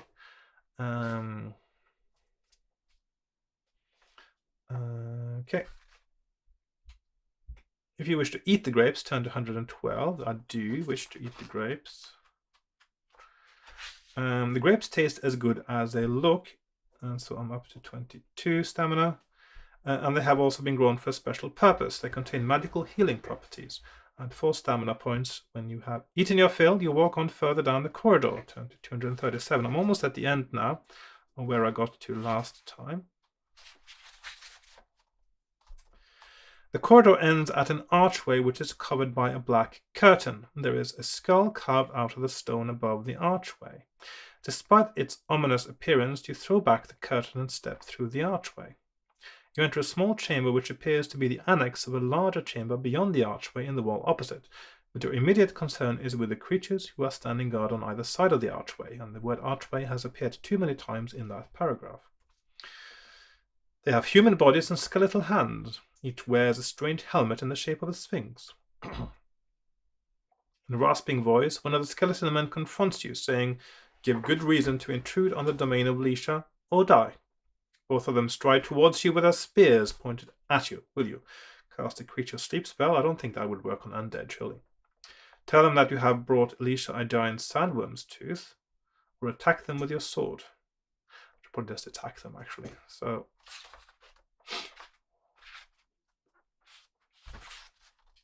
Skeleton men are fanatics who always fight to the death. They will be difficult to defeat.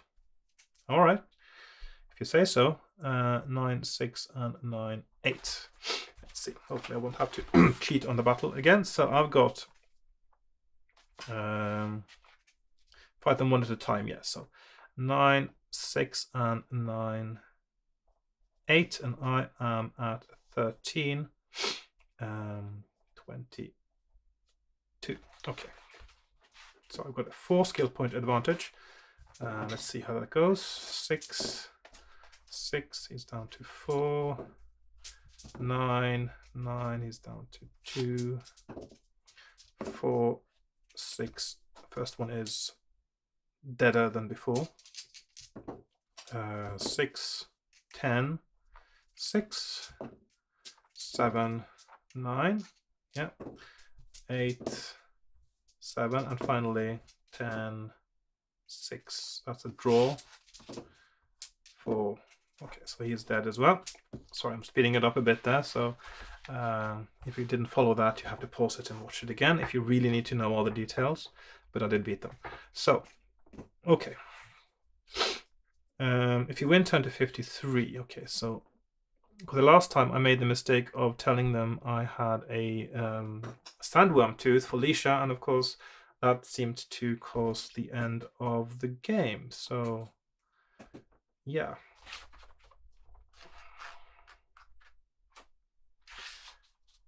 You do not waste any time searching the bodies of the skeleton men, but run through the archway into another chamber beyond. Turn to 119.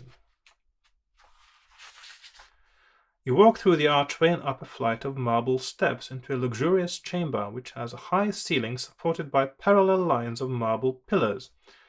Between the pillars there is a beautiful hand-woven red carpet which leads up to another short flight of steps. At the top of the steps, lying on a couch strewn with satin cushions, is a beautiful woman. She is being fanned by an ugly, bald-headed creature. He has a muscular torso of a man, but his face is gaunt and his eyes are milky white. You have entered the inner temple of Leisha. She smiles, snaps her fingers, and her blind servant lumbers down the steps to attack you. Right, so 8, 8. So 8, 8. I've got a 5 skill point advantage.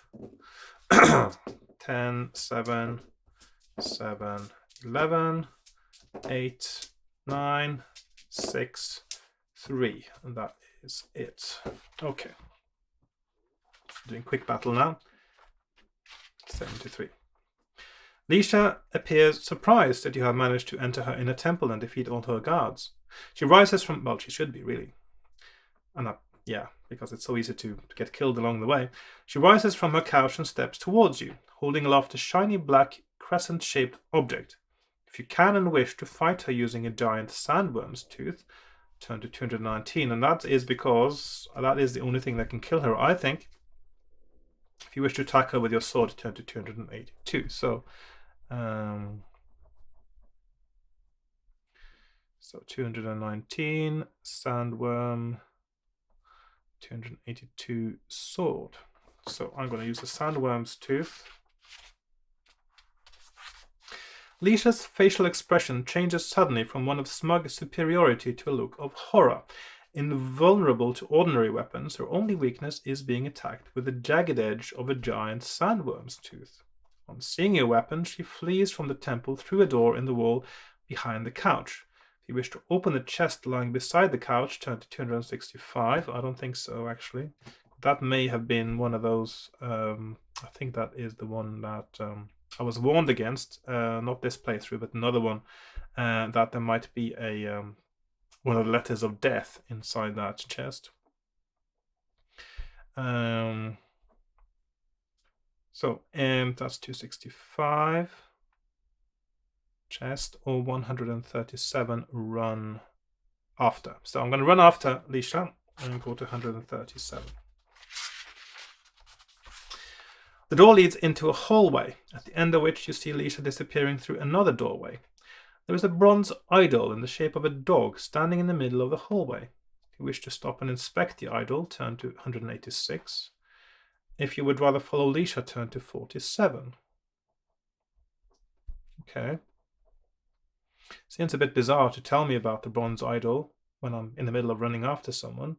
So I'm guessing that is probably something I want to open. So I'm going to have a look inside, inspect the bronze idol. So follow. And I'll catch up with Leisha afterwards anyway, probably, hopefully. You notice that the idol's mouth is hinged, and you find that the lower jaw drops open when you pull down on its left ear. Inside the dog's mouth, you find an artifact that you have been seeking, a small golden dragon. No luck points this time. Right, so that is actually the last dragon. So I got 5 now. Bone, crystal, silver, ebony, and gold. And that is... so you're going there, and this is gold, dragon. And I go to 47. So I didn't lose any time, it seems, looking at the idol. You run through the doorway into a cross passage. To your left, you see Lisha at the end of the passage. Passage. Yeah. Opening an iron door. To your right, you see a dwarf crawling towards you on his hands and knees. His face is red and blistered, and he appears delirious with sunstroke. Oh my, he's been in the desert, hasn't he? He seems to recognize you and calls out in a gruff voice. If you wish to keep chasing after Lisha, turn to 314. If you wish to speak to the dwarf, turn to 171. Okay, so again, I think maybe this is worth stopping because he would have come from Aztromo in Stonebridge, I would imagine. He's a dwarf and he's just come from the desert. So I can only presume that he was sent by Aztromo or Gillibrand. So, chase. So I'm going to talk to the dwarf, see what he has to say. You run to the dwarf's side and learn that he is an envoy from Stonebridge, sent by Aztromo. He has brought you the legendary warhammer of Stonebridge. Oh, the one that was in the Forest of Doom, the one you actually find in the forest, with which to smash the dragon artifacts. Nothing other than a warhammer can destroy the dragons. He also tells you that the mage told him that it is vital that the dragon found nearest to the entrance to the catacombs must be destroyed first. Okay. So the first one I found was the silver one, wasn't it? The dwarf's speech becomes more and more labored until he finally slumps down onto the floor. There is nothing you can do to help the valiant dwarf, but you feel more determined than ever to finish the mission successfully. Clutching the fabled warhammer, you run down the passageway to the iron door through which Lisha disappeared. Turn to 314. So, right. Looking all right. You push on the iron door and it swings slowly inwards. You enter a cold room with a high vaulted ceiling. The room is featureless and Lisha is nowhere to be seen. There is, however, a circular pit in the middle of the room. Sensing that time is short, you decide to check your possessions. If you have collected 5 dragon artifacts, turn to 35. If you have not found all 5 dragon artifacts, turn to 160. So we have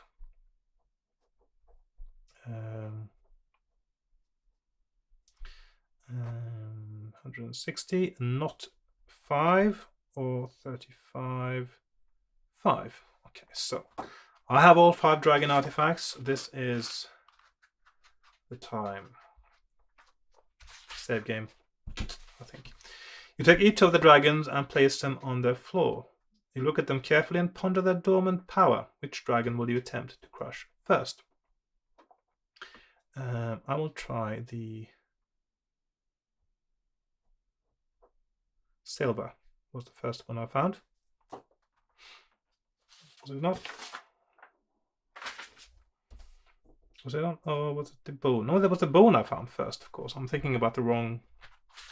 I was looking at the wrong map now. Bone first, yes. Bone, crystal, silver, ebony, gold. So bone first. I'm going to go to 87.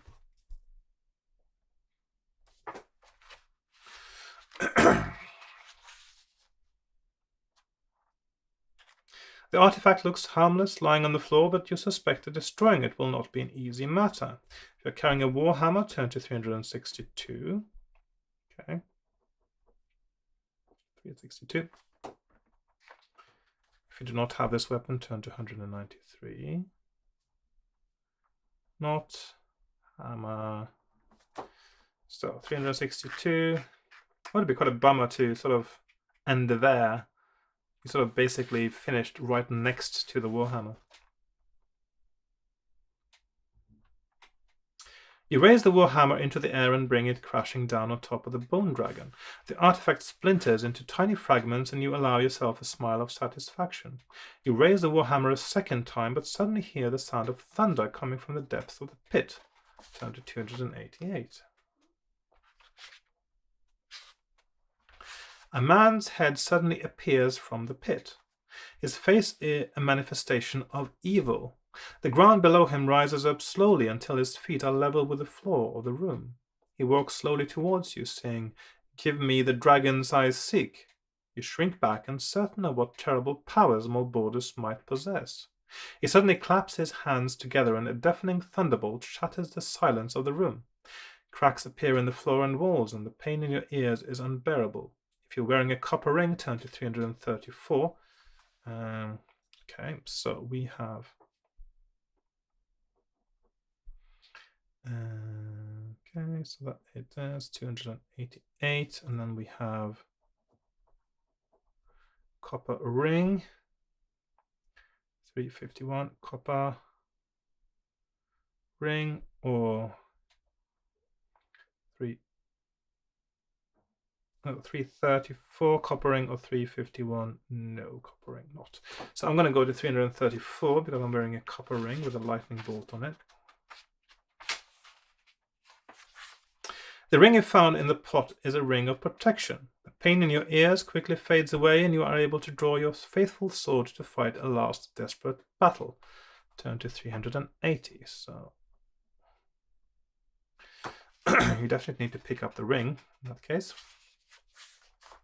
Malbordus realizes that you are invulnerable to his magic powers and draws his cursed sword to attack you. Right, so this is the final battle. I am at 1322. He has got 1018. I've got a 3 skill point advantage. Let's go. So there's no room here really for this. Okay, so I'm going to do it this way. So I'm at 1322. He is 1018. Let's get started. Let's get ready to rumble. Okay, 7, 5. I hit him. 7, 4, draw, 8, 8, 8, 10.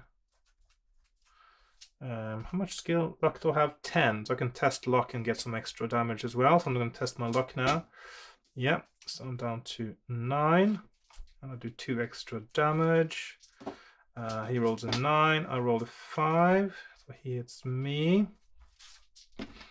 6, 6, he's down to 8, 5, 2, that's a draw, 10, 8, that's me hitting him, 2, 7, he's got 4 hit points left, 4, 11, he's got 2 hit points left, and finally 9, 4, he is hitting me, 6, 9, he is dead. So this is 10, 18, and the next paragraph is 400. So Malbordus is killed, and the remaining dragon artifacts lie waiting to be destroyed. You bring the warhammer crashing down on them time and time again, so that no man or being might ever again have the opportunity of using their power. In time, the Dark Elves of Darkwood Forest will learn of their leader's defeat and will shrink back into the shadows of the forest. Your ordeal inside the Temple of Terror has saved Alancia. You will now be able to journey proudly back to Stonebridge and return the warhammer to King Gillibrand. No doubt Aztromo will teach you some more of his magic, and perhaps you will have the chance to spend some of the riches you have found. And that's the end of it. Now, there was one battle, of course, I did have to cheat now. Shall I try that before I go? So, if I go back to the Night Horror,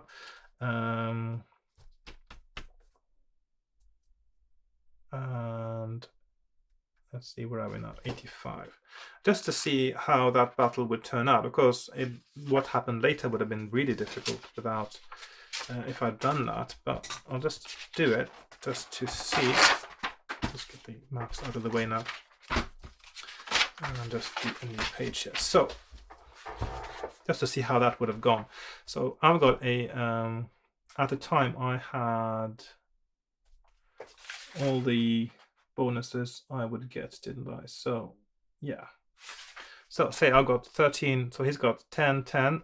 I've got 13, 22. And let's see how that would work. So 9, 3. Okay, so I'm not rolling well against this guy. So 9, 4. So 11, 18, 3, 8. And I have to roll to see if I actually hit him. 2. That is actually a miss, isn't it? Yeah. Or it doesn't make it do any damage. So this is really a hopeless battle. 7, 4. Okay, so 10, 16. So now it's really 3. Okay, and let's see if I hit him. I have to roll a 4 to 6. No. He rolls a 7, 7. That's a draw. 6, 7. That's me hitting him, maybe. And I rolled a 4, so I do actually hit him. 7, 6. So he hits me, so I'm down to 9, 14. 12, 10, down to 8, 12, 8, 5, down to 7, 10, 2, 11, see if I hit him. No. 3, 3, 6, 8. See, there's no way you can win this battle almost. 11, 8, 5, 6, 9, 4, 4, 4, 10, 5, 3, 2, and finally 7, 5, and I would have been dead. So see, it's just really hard when you get a reduction in skill, because basically it means if you get hit more than 2 or 3 times, you're screwed. And it's quite likely. So my Toro. So basically, in order to win this game, you really have to be lucky in the desert to find the bell. Otherwise, you don't stand much of a chance at all. Right, I just had to try that. Okay, so right, get my maps in place over that. So yeah, so that is it. That is the end of Temple of Terror. I had to cheat once, and basically what I should have cheated at was the luck roll, I suppose, in the desert. I should have just done a re-roll there. It wouldn't have seemed so bad. But I had to cheat by saying I won a battle that I didn't win, which I don't really like doing, but yeah, there you go. Otherwise, I knew exactly where I was going and what I was doing this time. I had managed to find the last dragons, last 2, in this very linear map. You just need to sort of locate where you haven't really explored yet, and then you find the right thing. So yeah, that's quite an exciting book, this one. I really enjoyed this book. It's quite a long one because it is quite linear. It is quite a long time to play through the whole thing. Obviously I've now past 2.5 hours here on the clock. So I think that's probably enough. I'm not going to just keep talking too much about it now. But yeah, it's a very good book, and I would recommend it, actually, if somebody wants to play a fighting fantasy book. Now, of course, now you know, by watching this, you know what happens and where to go and what to do, but if you just don't watch this for a year or 2, then you might have forgotten, and you might still enjoy it. I will enjoy playing this again someday, years from now, I think, and I will sort of try to remember what to do.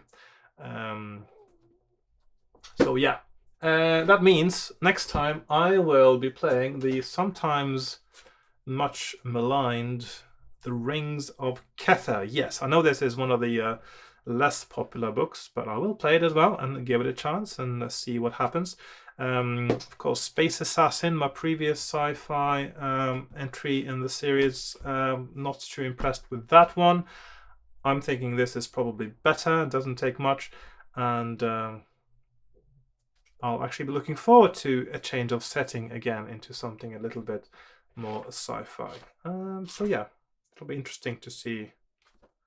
I have no idea what's going on in this book at all, so I'll be curious to know what the story is. So without too much further ado, then I must have to. Well, I should thank you all for watching this far. Please like, share, subscribe. Okay, I'm getting a bit tired from all this talking now. Okay, so please like, share, subscribe, comment. Join me on Patreon if you like watching my videos and if you want to encourage me to make more. And I will see you again next time I'm playing Fighting Fantasy for the Rings of Kether. I might take a break a few days now just to do other stuff as well, but I will get to this soon. So thanks for watching and goodbye for now. Bye bye. Oh.